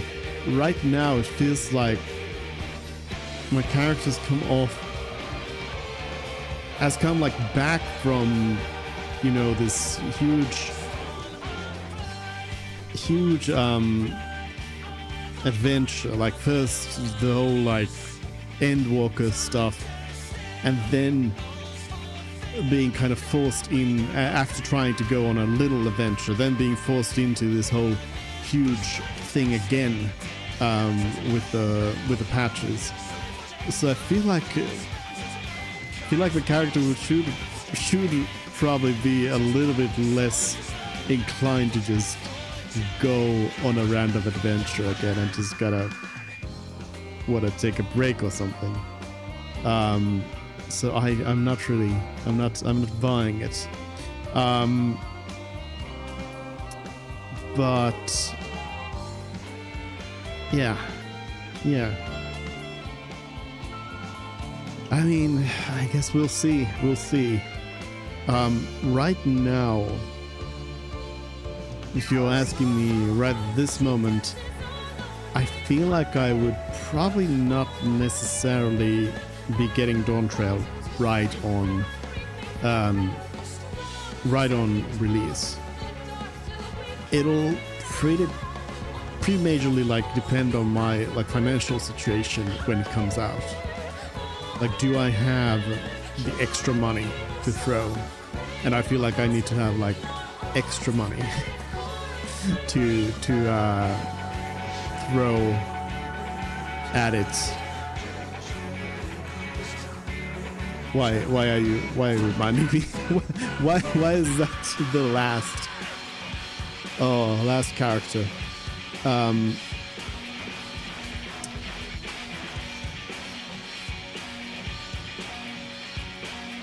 But yeah, I'll really have to have like extra money to pick it up on release.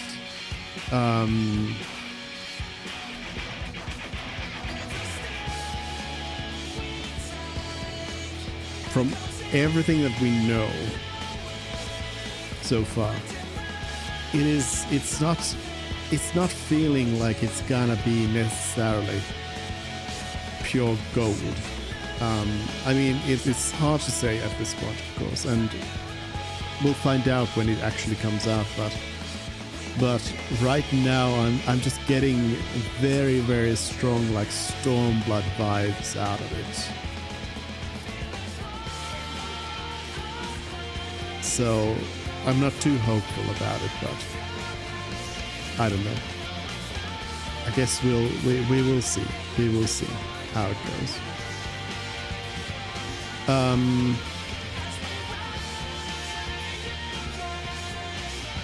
Scroll speed is not very much faster.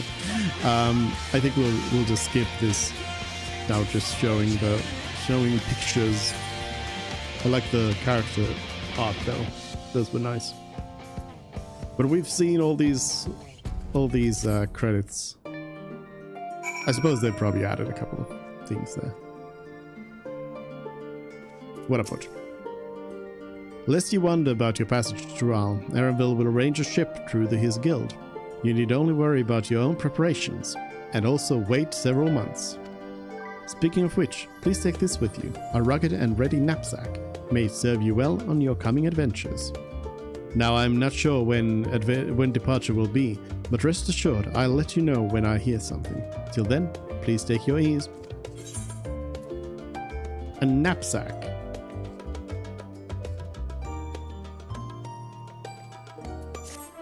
Is that a cosmetic item?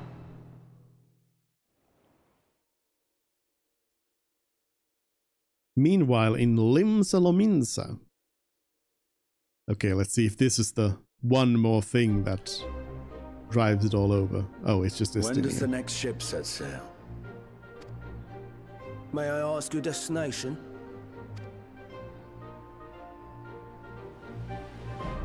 The north and east, I've already seen. I suppose I'll head west this time. West, you say? Couple of months.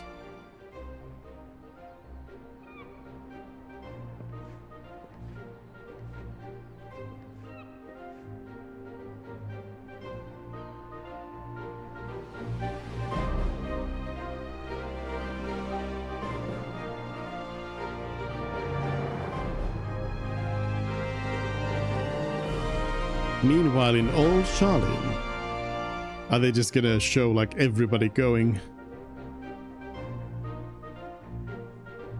Why? Why are they underlining, highlighting the fact that they are bringing everybody along? I see you've made up your mind. I had a feeling you'd be keen. But to think that our comrades too are thither bound. Fate doth work in mysterious ways. Indeed. It will be a grueling task, having to contend with them.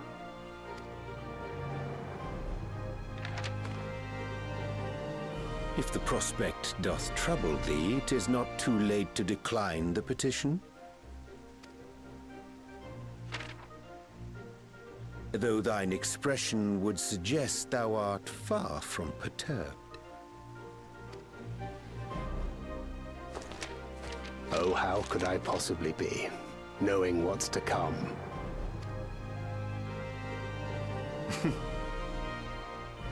Then let us delay no further and secure passage on a vessel.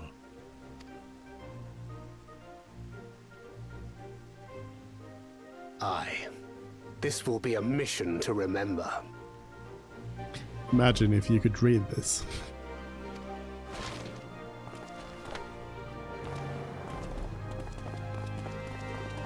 Come, my friend. We make for Tataru.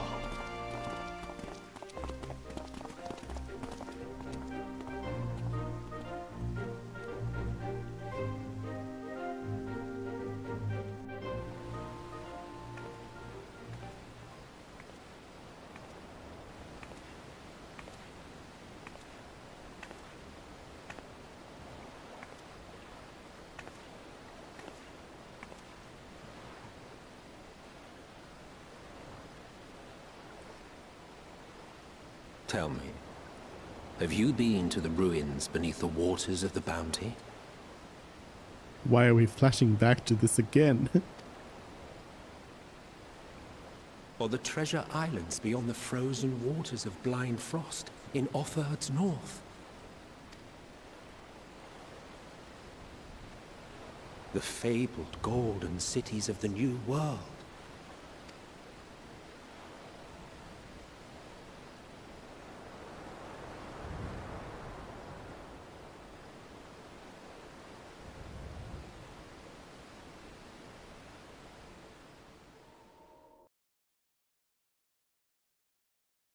Weigh anchor now, the tide is high, and dawn of new adventure nigh.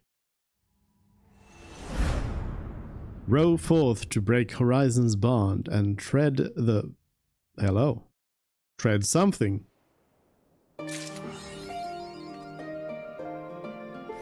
Tomorrow's Unknown. A new title. Sun Chaser. What's this knapsack?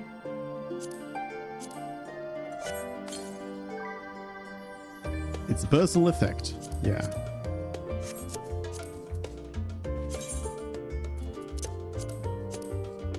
This system is also like so, it feels extra like outdated. It's not very good. It's not very good. But yeah, it basically just throws on a backpack on you. Alright.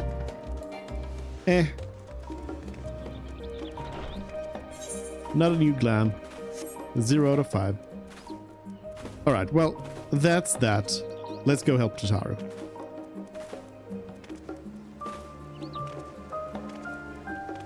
So, if I remember correctly, the last thing... Was the last thing the Four Lords? I think it was. We went through the Four Lords rehash, and we've gone through some other like old content and gathered stuff for Tataru. Treasured bonds. Megina seems eager to share something with you. Zize, I have wonderful news. Thanks to your tireless deliveries, we are now overwhelmed with orders. Mistress Tataru's plan was a success.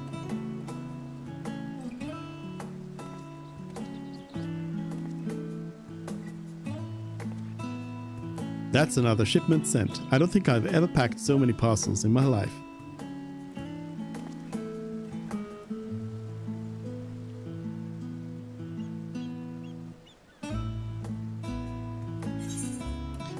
I don't believe we met before, have we? Oh, hello there, you. I don't believe we met before.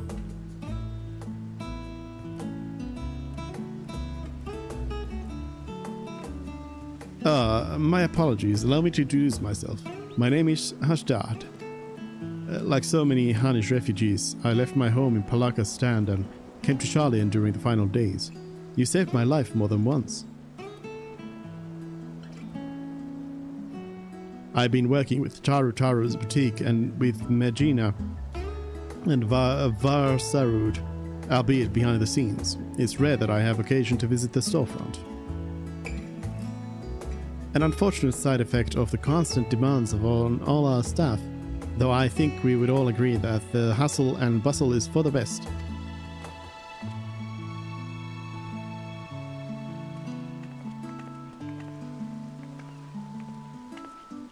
But don't you wonder what we'll do once the samples have served their purpose? Our equipment is crafted to last, which is wonderful, of course, but also means that our customers are not likely to require replacements for some time. Therefore, if we are not constantly receiving new customers, our good fortune will eventually sour, no? Mistress Tataru isn't so foolish as to have not anticipated such things. I'm sure she is already coming up with new and exciting products to offer our existing clients.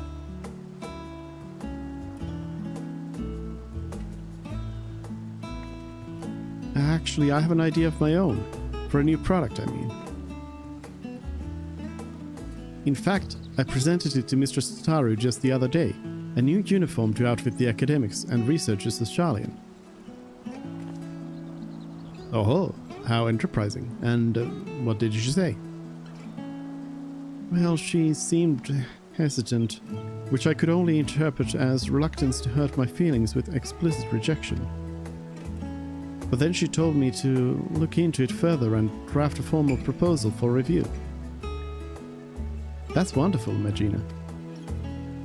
When she said to look into it further, did she mean for you to conduct some manner of market survey of the academics and researchers? Just so, but, well, some are involved in such sensitive work that simply approaching them is out of question, which is to say my petition to enter Labyrinthus was denied. Instead, I decided to try the studium, as Secretarial Mammoth was only too happy to schedule a meeting with an academic representative. But now that it's come down to it, I'm feeling ill with nerves. If it were on Mistress Tataru's behalf, it would be different. But this was my initiative, my idea. I'd offer to accompany you, but I have to mind the counter. Perhaps you could offer Megina your support.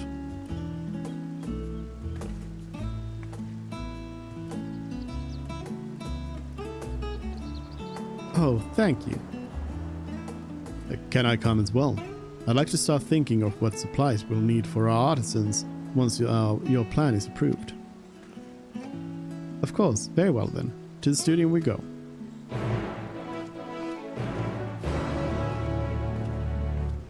Bye.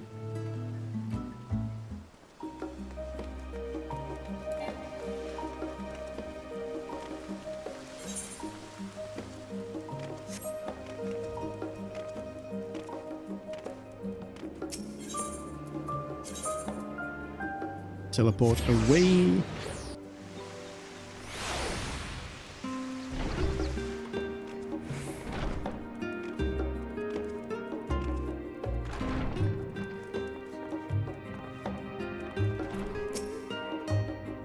This building might well be a temple for how austere it feels. I'm glad I have your company. I was told Ki Aliapo would be meeting us here. I'm sure they will be along shortly.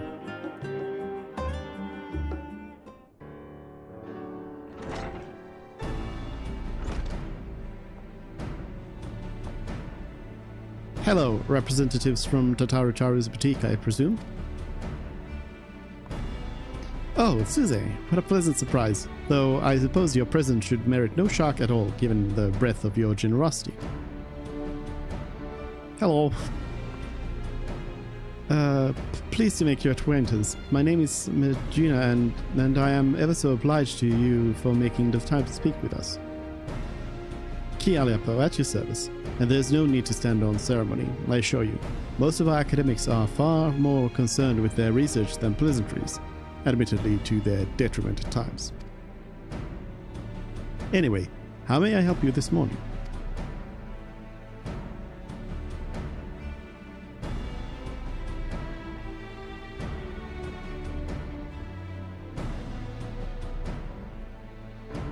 A uniform for our academics and researchers, you say?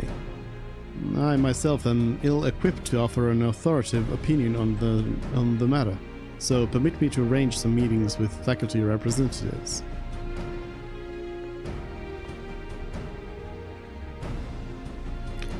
Please make yourselves comfortable in the auditorium while I go and summon a few of our more personable personnel.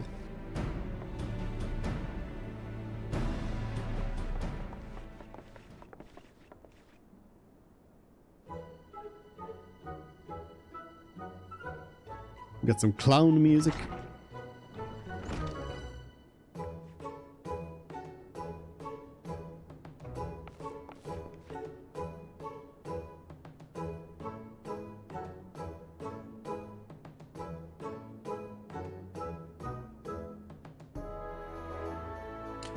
Well, in the Faculty of Archaeology, we spend much of our time traipsing about ancient ruins, which often ends up ruining our clothes, if you'll pardon the pun.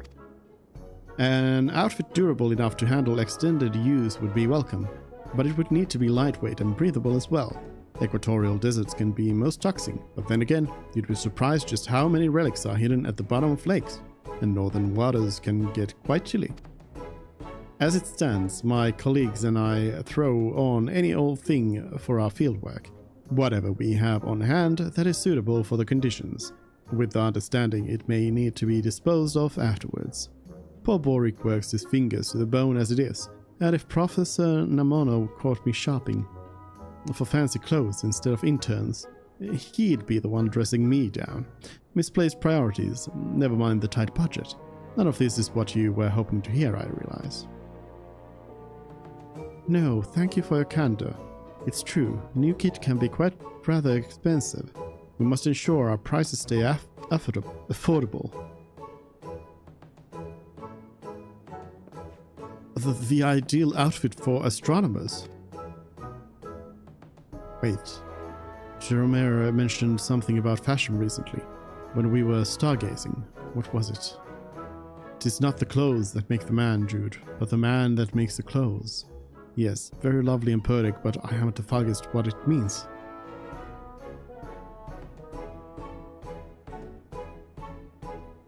Well, I suppose we astronomers often conduct our celestial observations from locales remote and subsequently chilly. You know, mountaintops and the like. So, something warm? If warm is truly the only requirement, then I think it's safe to say this is the opposite of an untapped market niche.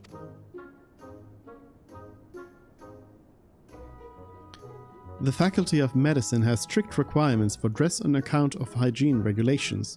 Fabrics that are resistant to stains and possess antibacterial properties are a must, for example. Additionally, we students of nutritional sciences must vigorously dart about the kitchen, so dressing for comfort is nearly as essential as cleanliness. And if it were fashionable enough to perhaps inspire others to follow in our footsteps, all the better. Indeed, style is an essential ingredient. Like the perfect loaf of Mervyn bread, the ideal outfit should not only embody practicality, but leave all who behold it with a feeling of aesthetic satiety.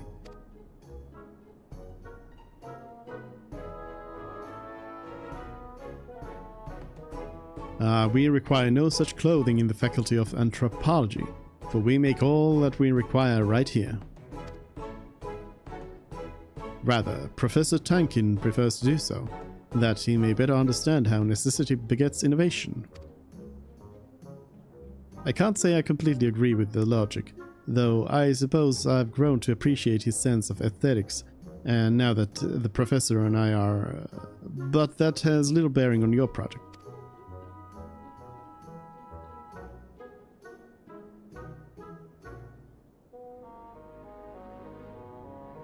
Not long ago, an outfit that ameliorates etheric sickness might have been my answer. However, thanks to the Faculty of Medicine's miraculous, if experimental, treatment, I no longer have such a need. What's more, I don't know if I could bear to don anything but this professoral gown, at least for now. I worked so hard to earn it.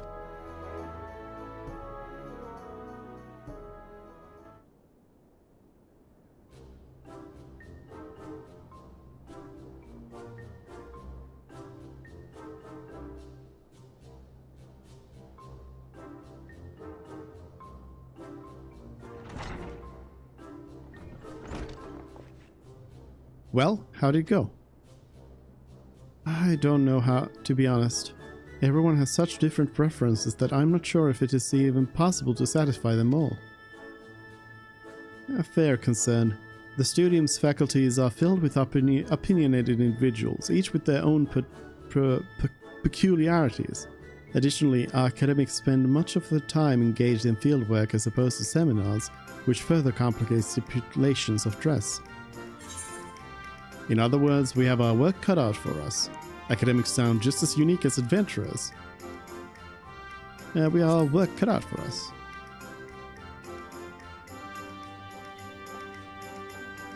Indeed, it was naive to assume that one type of uniform could account for the needs of all academics. We had best return to the boutique. Thank you for your assistance, Mr. Saliapo.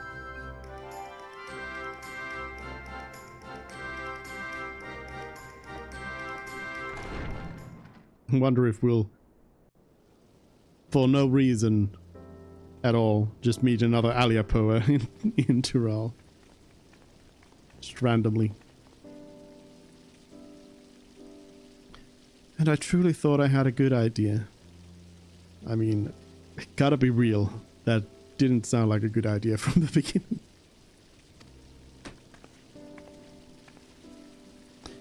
No doubt Mr. Tataru knew its folly but had me research it regardless, so that I might reach the conclusion on my own.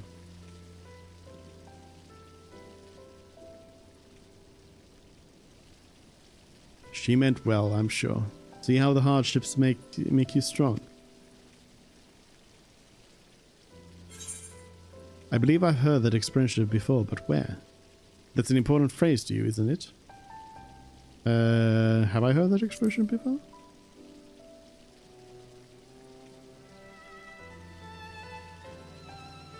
Perhaps in Thavnir. It comes from the teachings bestowed upon us by the old gods.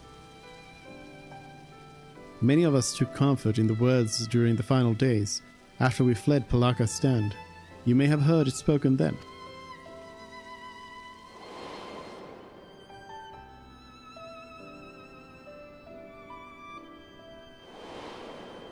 I have no recollection of that.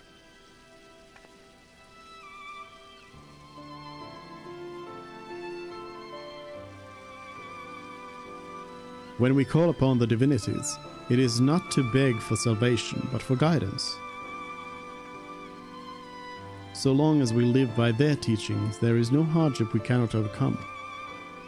This is a core tenet of Hannish faith that has seen us through much adversity since the founding of our nation. It is as you say, Hasdard.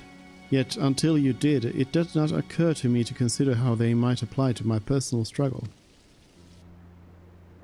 Coming to Sharlayan and working with Mistress Tataru at the boutique, I've met so many peoples from all sorts of cultures, but in trying so hard to accommodate their wants and needs, I fear my own heritage has become an afterthought.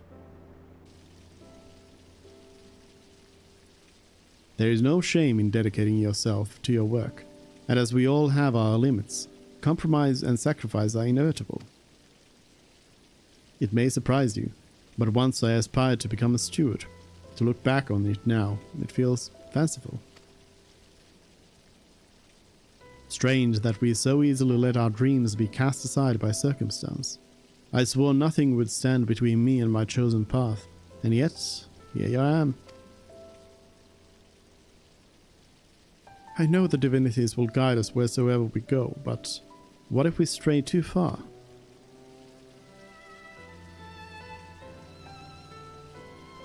Would I be a fool to suggest that perhaps we should return to Hofnir? But Mistress Tataru has done so much for us. We cannot simply leave the boutique on a moment's notice. Maybe not, but what of our family and friends? It is one thing for us to send money and well wishes, but I wonder if we could not do more if we were there, helping to rebuild. We haven't been back to the village since the final days, and if we're already forgetting our old lives, I don't know. I just think Mistress Tataru should know how we feel is all.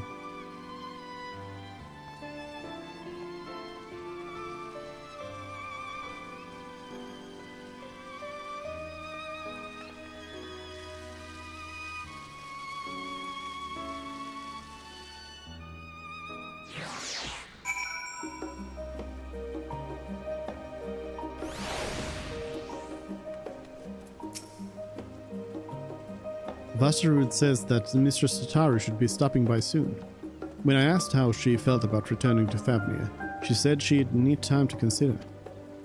For my part at least, I think consulting with Mistress Tataru will help put my mind at ease.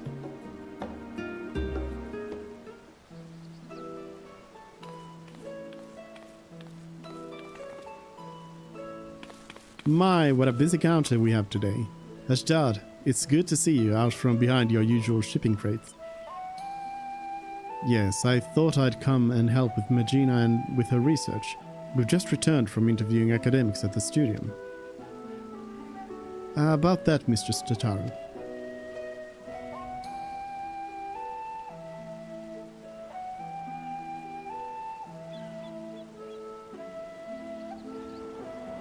Suffice it to say, the requirements were all radically different. I know I set a uniform for researchers and academics, but I'm afraid I may have deeply underestimated the feasibility of such a project.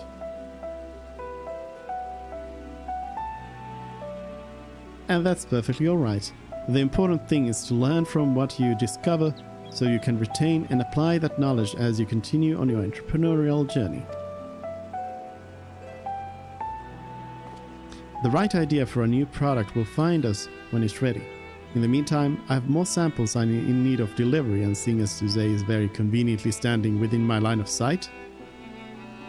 1,000 pardons, Mistress Tataru, but before you continue, I wish to speak with you about a personal matter. You have shown us incredible charity, which makes this all the more difficult to ask, but I wonder if I should return home to Thavnir. Please do not mistake this as dissatisfaction with our arrangement. If anything, I've grown so accustomed to life in Sharlayan that I fear I've begun to forget myself, my dreams, my faith, the person I used to be before I came here. Not only that, in spite of my regular remittances, I worry that our village struggles to rebuild after the final days. While I live happily removed from a burden, I ought to share more. It feels disingenuous to both my home and the many kindnesses you continue to show us. I see. And do you both feel the same? I've been so devoted to my work that I hadn't given much thought to returning until Hasdad mentioned it, but claim that I am not worried about the village would be a lie. While I am of similar mind to Medina, I must nevertheless remain here. Among other reasons, there is a project I am resolved to complete.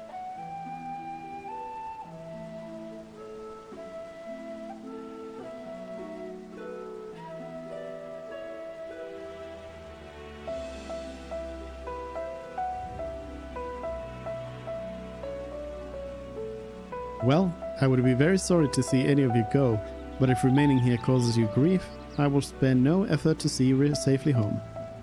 Which is why I have decided that our next set of samples shall be delivered to Palaka's stand.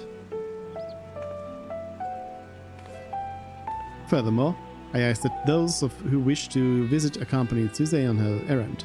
Seeing how your village fares is no doubt the best thing for you both right now. It will help you to understand your feelings, after which we may proceed howsoever you desire.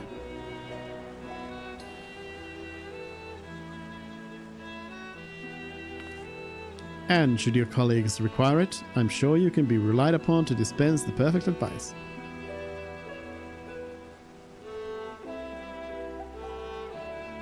Medina, Hasdad, give everyone my regards.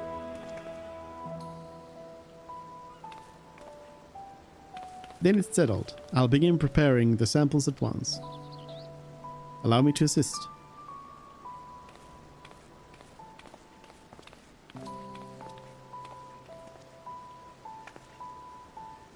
No matter what happens, we must finish Mistress Tataru's necklace. Are we ready to proceed with the restoration, do you think? I dare say we have enough additional materials thanks to Suze's dedication. As for the work itself, I thought we could entrust it to the lapidary Mistress Tataru once apprenticed with. I'm sure that will mean a lot to Tataru. I was sort of hoping that I could do it. Yeah, I can do it.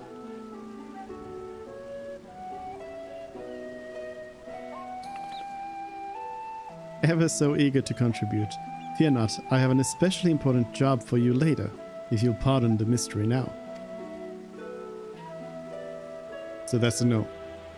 Let's leave the necklace in Varsarud's capable hands and join Hasdad in Scholar's Harbor. But I wanted to do it. I can do it.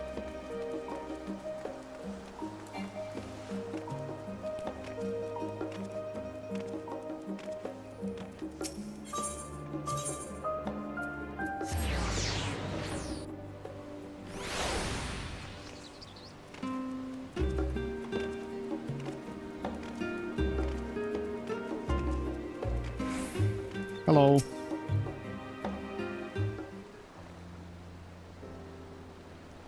I remember when we first set foot upon these docks. After a long, exhausting journey through frozen wastes, after surviving those horrid beasts, Mistress Tataru was a warm beacon of light. Working at the boutique has helped us to rebuild our lives, but I will never forget that feeling of powerlessness. Should I have stayed in Palaka's stand and tried to defend my people? Was I a coward to flee? Is it a betrayal to my home and to myself to remain here? Can't stop thinking in circles. Anyways, I'm glad for this opportunity to better understand where my heart truly lies. All will be well, I'm sure, but we must be off, lest we miss our connecting flight.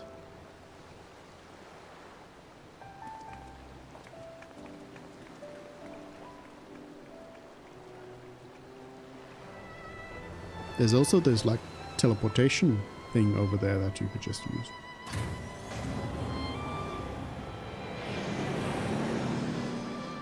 Instead of spending weeks at sea. Airship landing. We're back. We're truly back in Thavnir. Was Razatan always this grand? I can't believe we lived so close yet so rarely made the trip. You remember how it was? Village duties always kept us all too busy for travel. Defending pilgrims was trying enough for the stewards even before the final days. I wonder how many temple roads are still traversable. If even those in Radzatan struggle to travel for worship, our feelings of estrangement may be more common than we think. Since we've come all this way, would you mind terribly if Hashdad and I toured the city on our own? Let's plan to meet in Palaka Stand and on. Bye.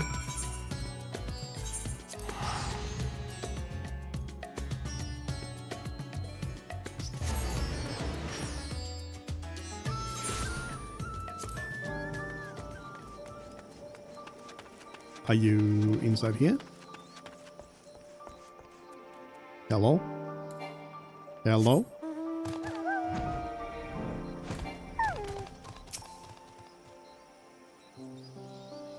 Mark check.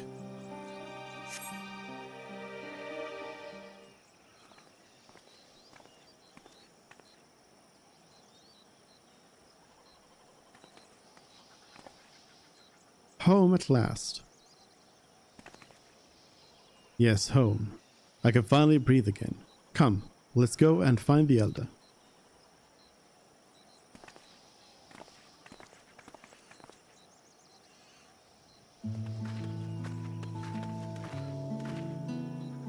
Elder Yurvet.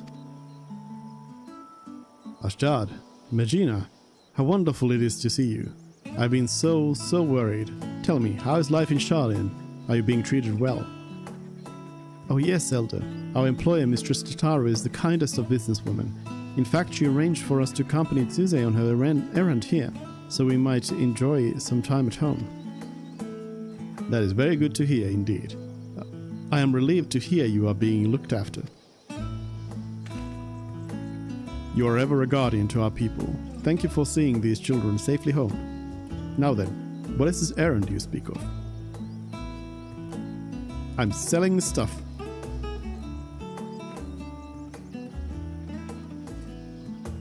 How splendid! Our steward shall put these to good use, you may be assured. If only we could repay your generosity with something even half as marvelous. Alas, ours is a village of little extravagance. Everything seems as ever it was.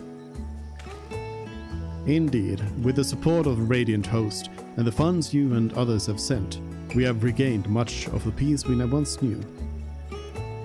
Thank the sisters. Still, there was something I wished to speak with you about, Elder.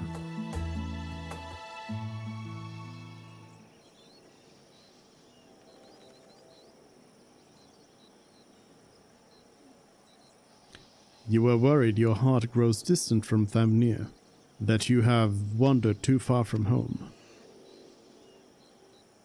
But my child, It is only right that you should wander, that you should roam. Your heart's connection endures no matter where you go. You yet think of us fondly enough to visit, yes? And send us what gil you can spare, do you not? Gestures perhaps, but not true commitment. Should I not be here, with all of you, working to restore our village? There is no restoring our village, Hashdad. Without those we lost, Palaka's stand will never be what it was.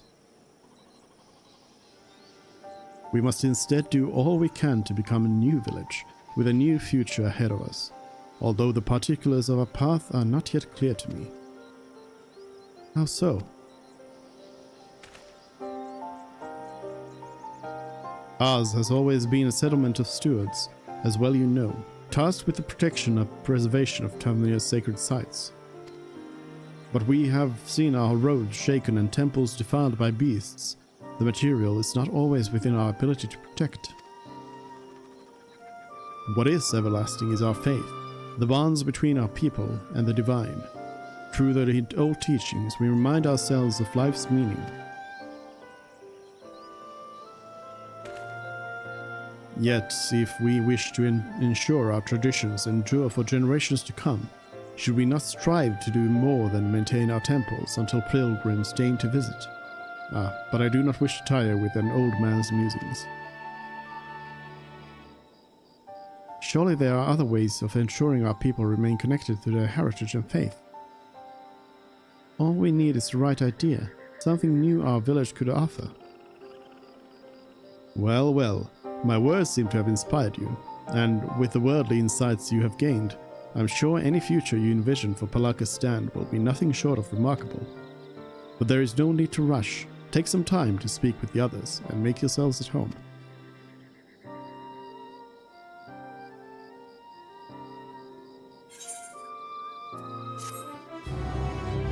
Quest complete.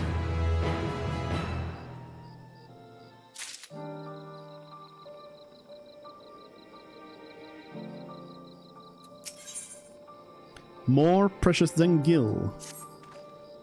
How foolish I was to think the answer would be so simple. I would come home, roll up my sleeves and help restore our village to the way it was. I would find fulfillment. Alas, not all that was lost can be reclaimed. Our people face a new struggle, but perhaps by discovering new ways for the village to fulfill its duty, we might yet help our community. Exactly. Like the elder said, surely our experience in Sharlayan have given us a unique perspective. Not to mention Suze's extensive knowledge of the world. I'm sure that between the three of us we can come up with a brilliant plan to support Palaka's stand. We're gonna sell souvenirs. Yes, you are right, and I'm sure that hearing how everyone fares will give us insights as well. Not a soul here will ever forget the hero of Palaka's stand. I'm sure everyone will be just as eager to speak with you as us. There are also others with whom I'd like to speak, once we've finished here. Of course, we mustn't forget to pay our respects. Hashdad and Medina are now accompanying you.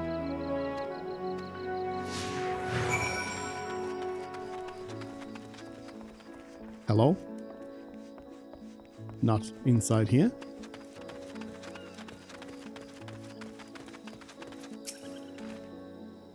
Excuse me, I couldn't help but notice that beautiful equipment you delivered to the Elder.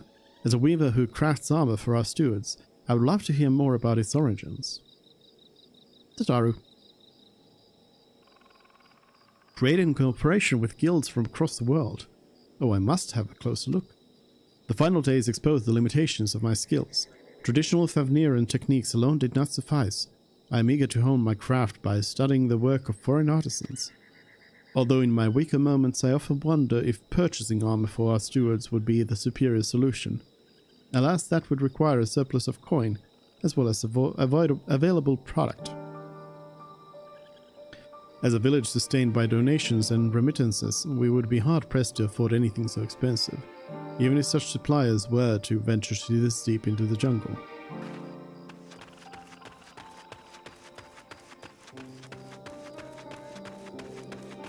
Hello? Oh, hello there. Staying for a while or just passing through?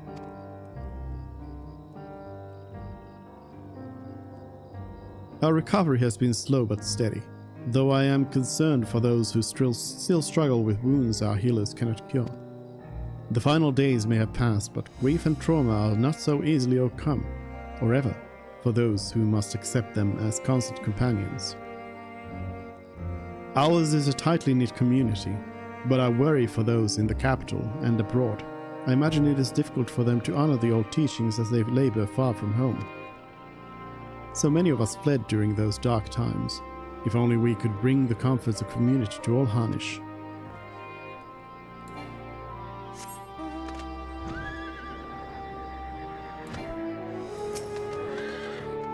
If it isn't Hashjad and Medina, accompanied by our savior no less. Welcome home, welcome home. True, we're a bit short-handed these days, but we manage nevertheless. While there's a happiness in being reunited with our young ones, we're just as happy knowing that you are walking your own path, no matter where it leads. I remember Hashjad couldn't wait to become a steward when he was little, but as far as I'm concerned, sending aid from afar is just as praiseworthy as tending to the temples here. Times are changing, and who is to say that this cannot be another form of stewardship? A steward who supports the village from afar. I never could even consider the possibility. Seeing everyone so eager to help one another makes me more determined than ever to contribute. But before anything else, shall we go? Let's. It'll be good to visit. To Perusa then. Could we ask you to accompany us? The temple roads are perilous, and your presence would be a great comfort. Okay.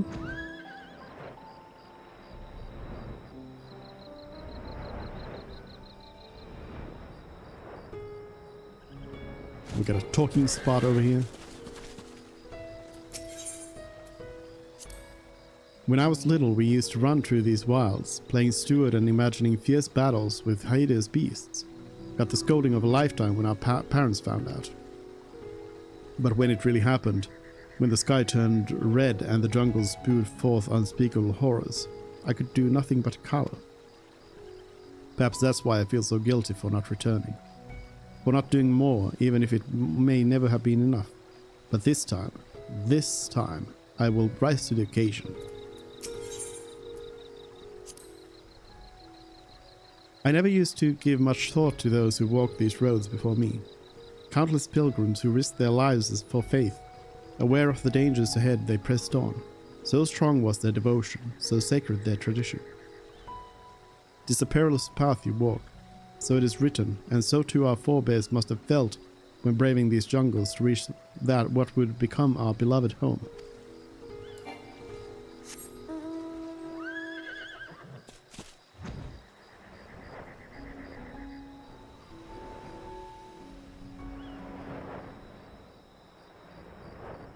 Flying!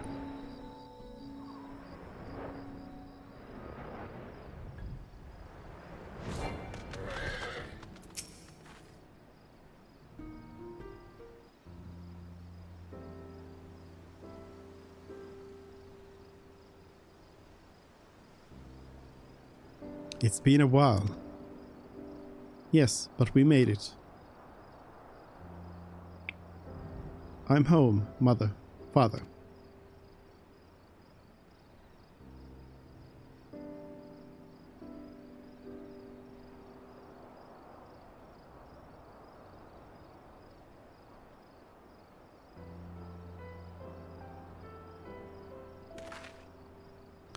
Here at Perusa, we may commune with the spirits of the departed.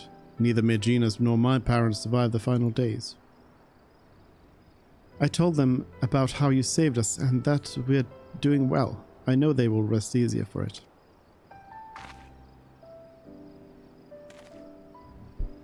May the next time we visit be to deliver glad tidings from Palakistan.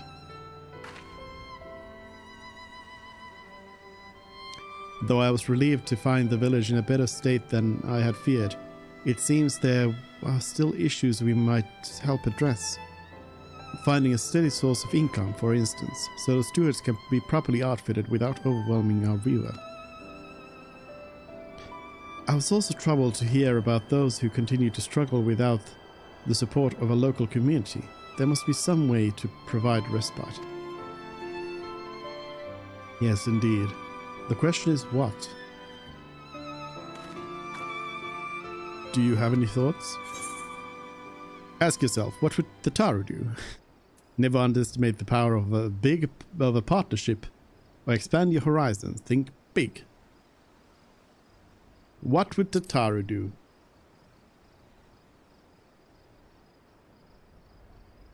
Well, Mistress Tataru has always put great store by collaboration and partnerships.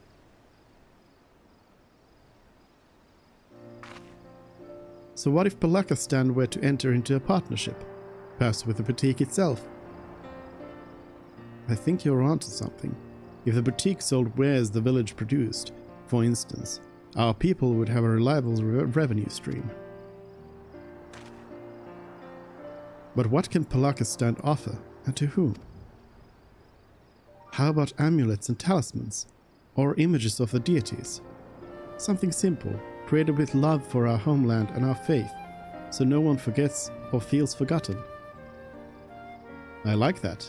Our temples were created in remembrance of our ancestors and divine teachings, but reminders needn't only take the form of great works. A small keepsake may be just what our scattered brethren need to reassure themselves that they are still members of the community. This could be the answer we were looking for. I can't wait to tell Mistress Tataru.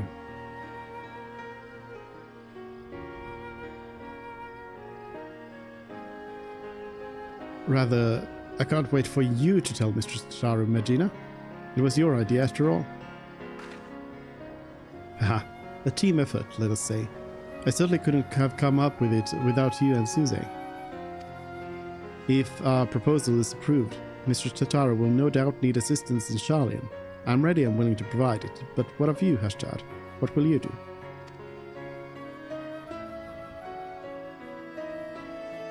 I too will return to the boutique.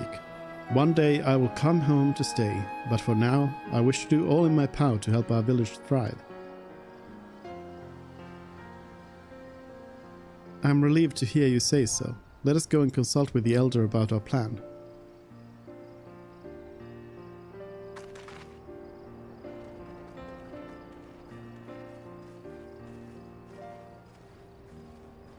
We fly back.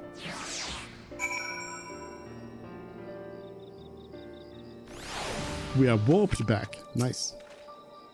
I hear you were kind enough to escort these children to Perusa. Again, you have my gratitude. Are your feelings getting clearer for it? I think so. Medina and I talked it over, and we believe we have struck upon a new way the village might support our people.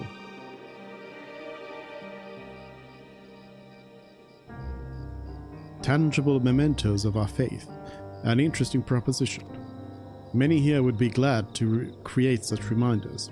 I expect those unable to perform strenuous labor would be especially grateful for an opportunity to contribute to the prosperity of our village, to say nothing of the options these additional funds would provide. But most importantly, we would be able to help those who have chosen to live apart from us feel that much more connected to their community and their faith. I am proud of you both for discovering such an innovative way to do so.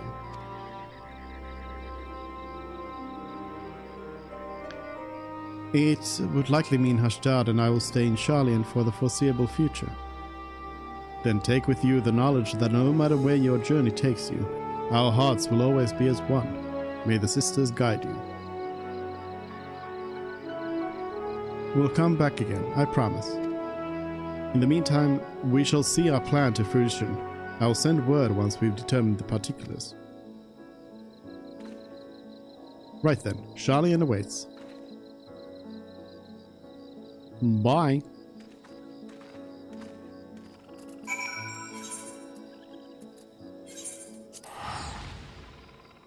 Gotta get some teleportation payments in here for sure.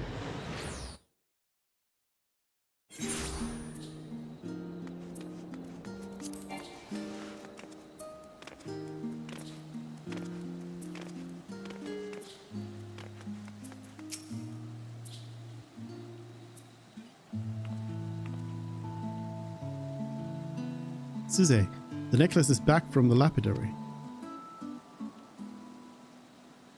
He had nothing but fond memories of Mistress Tataru and was eager to pour his everything into the restoration. The result is magnificent. The original sapphire, accented with the black pearl from the ruby sea and rose shell of violet, united by a length of machi leather, a singular necklace symbolizing Mistress Tataru's past and present. By the sisters, what a remarkable gift!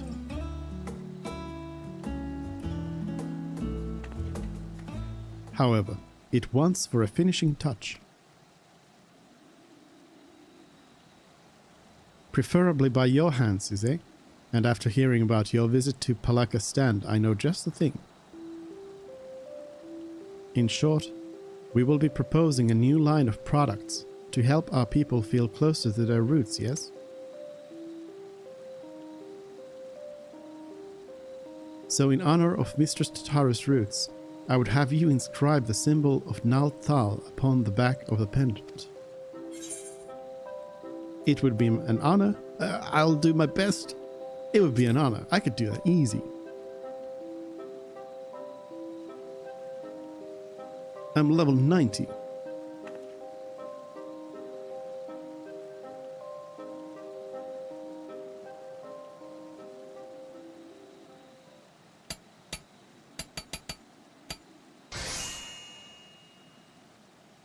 With painstaking effort and unwavering focus, you engrave the symbol of the traders onto Tataru's necklace. Any who behold it will surely know, beyond a shadow of doubt, that this final flourish was the product of your heroic hand. How? How would they know? I'm sure she will adore it. Our work is officially done.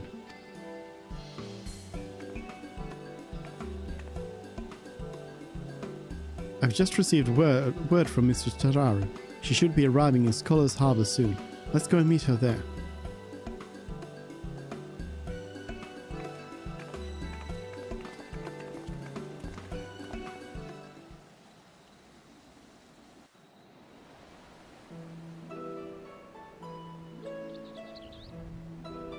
Hello? Tataru.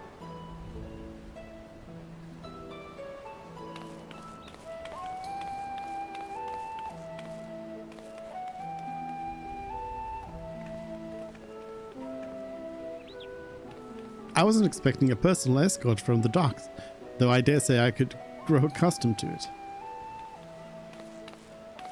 How was your time in Palaka Stand? Did you find it worthwhile?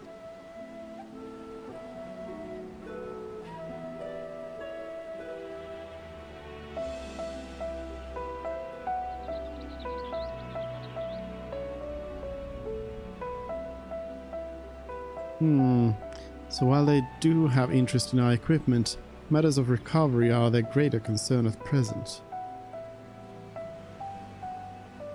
Recovery, yes, but also growth, which may lead to a lucrative opportunity for the boutique, if you will permit me to suggest another new product. What if we offered handicrafts designed and produced by the people of Palaka Stand, authentic works representative of Hanish culture? For those of us living abroad, reminders of home would do wonders to ease feelings of estrangement, and for others, such pieces could be appreciated as beautiful works of art. Our village is up to the task. You will not be disappointed. Doubt not their conviction, Mistress Tataru.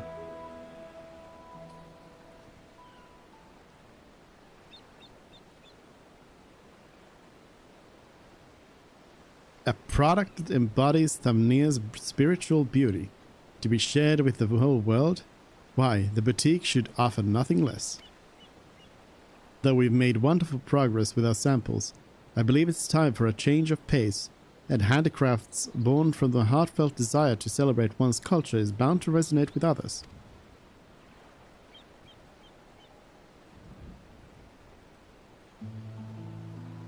Given her eagerness, I presume Megina intends to stay and help facilitate this new venture.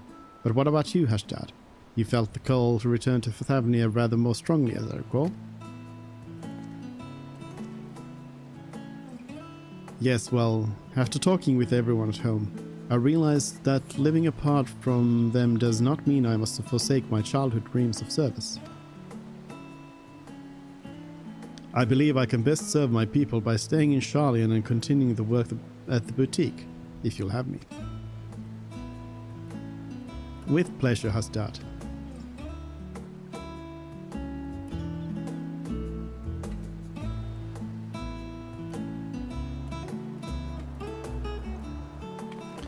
Mistress Tataru, if it would not be untoward, we would like to present to you with a small token of our appreciation for everything you've done for us.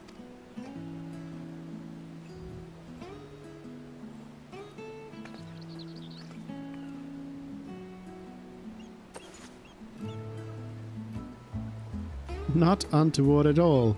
Rest assured that I graciously accept all offerings of praise and adoration, especially ones as fine as this. But how queer. This sapphire looks remarkably like the one my... Suze? Is this my mother's sapphire? Hers? So now rightfully yours. I hope we haven't overstepped our bounds. Look, I put the symbol of Nalthal on the back. Now yours.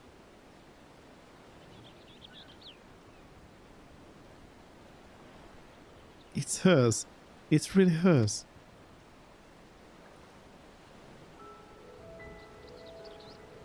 Never in my life did I imagine I'd see this jewel again.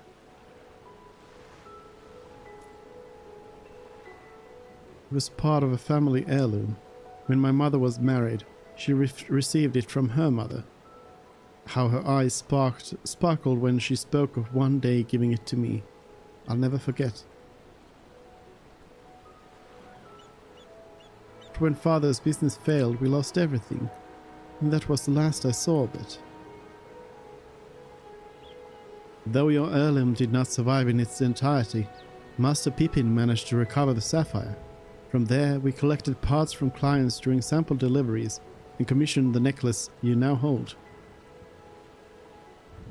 Now that I think of it, Suze often did receive mysterious gifts on those visits, so that's what it was about.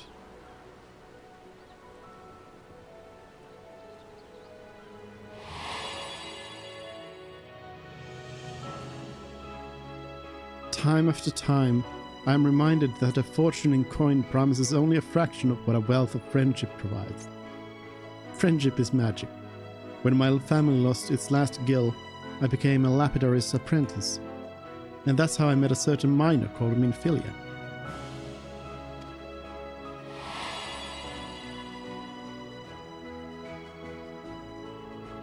We hit it off instantly, chatting every time she brought in gems for appraisal.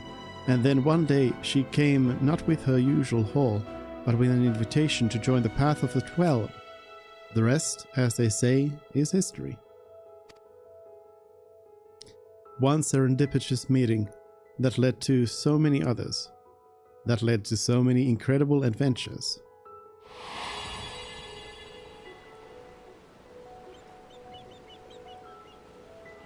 That saw a poor little girl reunited with a priceless memento.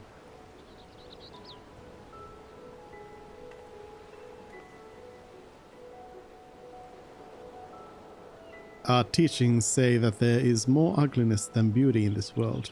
To live is to suffer. But we never need suffer alone. And what is more beautiful than the bonds we share with others? Indeed, it is these connections that give meaning to our lives. Connections for which I too am grateful, and thus compelled to advise that we return to the Agora. The counter remains unmanned, and we mustn't neglect our clients.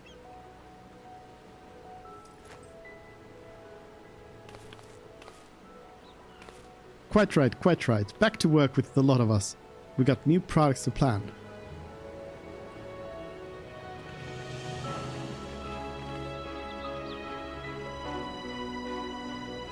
Tataru, give me 200 million gil.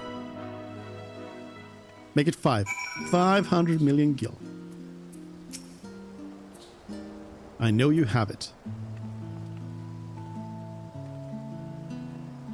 Suze, on behalf of the entire boutique, allow me to thank you for all that you have done.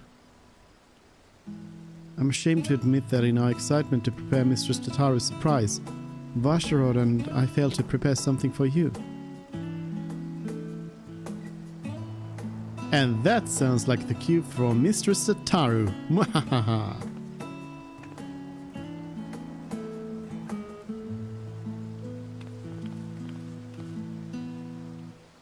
Very soon, Suze here will no doubt embark upon another journey to corners of a world unknown, as she is wont to do. So to wish you well in making new friends, and to remind you of those who will always hold you in their hearts, I have prepared bespoke chocobo barding. Meh. Crafted with love by one Tataru Taro. Meh. I want clothes for me, not my chocobo.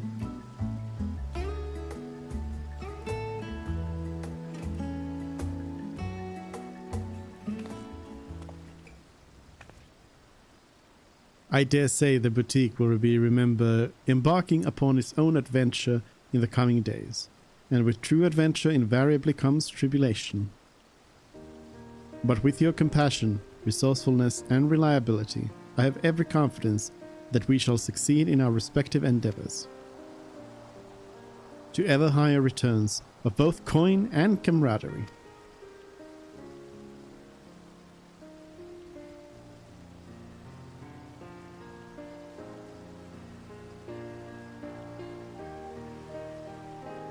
Oh, and don't think just because you're running off to the other side of the world that I don't intend to solicit your future involvements, eh?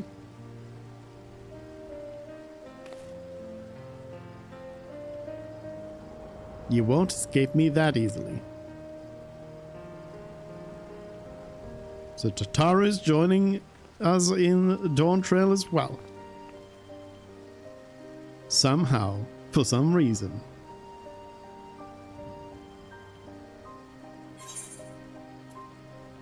Wayfarer's Barding. Tataru's bespoke framer's kit. Okay, well that's more interesting.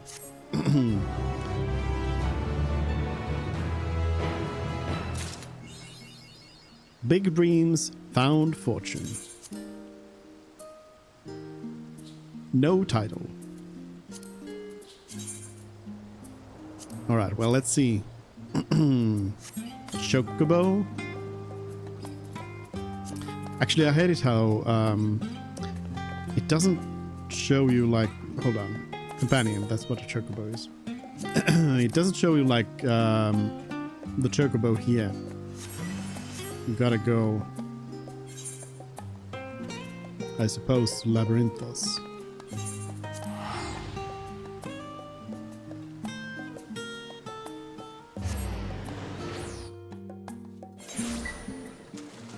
And summon the chocobo.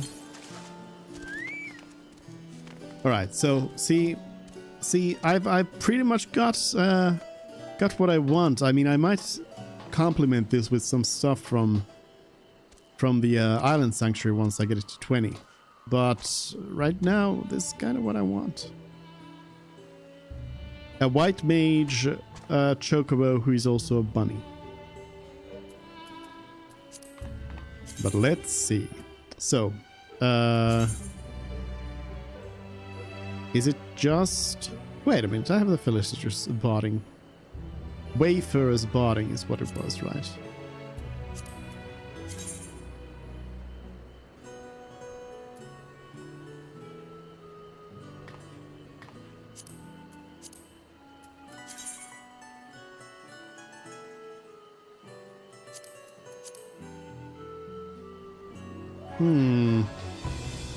I gotta say, I mean, most of the bardings tend to be pretty elaborate, Well, this is actually super simple. To its own detriment, I think, because the competition is so fierce. I feel like this is too simple. I don't like it. No, I don't like it. Thanks anyway, Tataru. All right, what do we have? Base plate, top border, portrait frame, plate frame.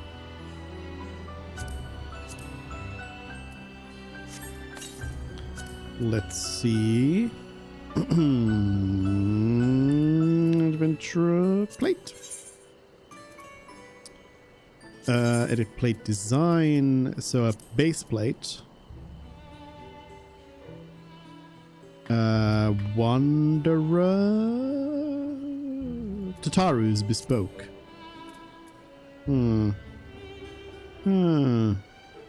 So it's just an image of, I suppose, the boutique. I guess I'm on top of it there.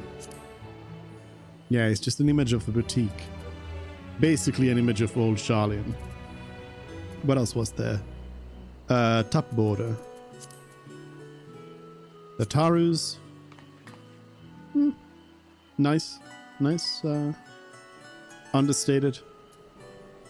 Portrait frame. Portrait frame and plate frame. Portrait frame and plate frame. All right. I mean, it's a nice combo with all of them here. Though I don't really like the background necessarily, although I do have this overlay, which might be messing with it a little bit. Yeah, it looks better without the overlay. But still, yeah. Yes, do not save. But so, was there no, like, portrait stuff?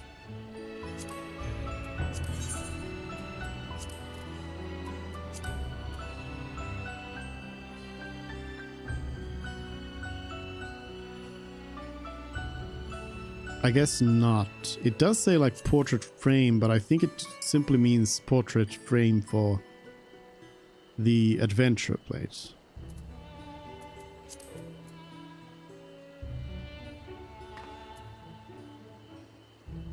Wondrous Whims is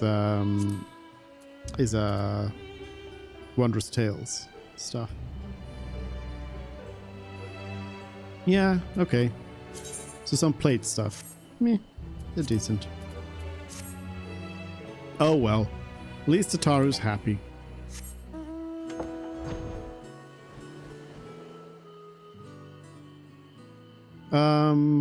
But yeah, I guess that's it.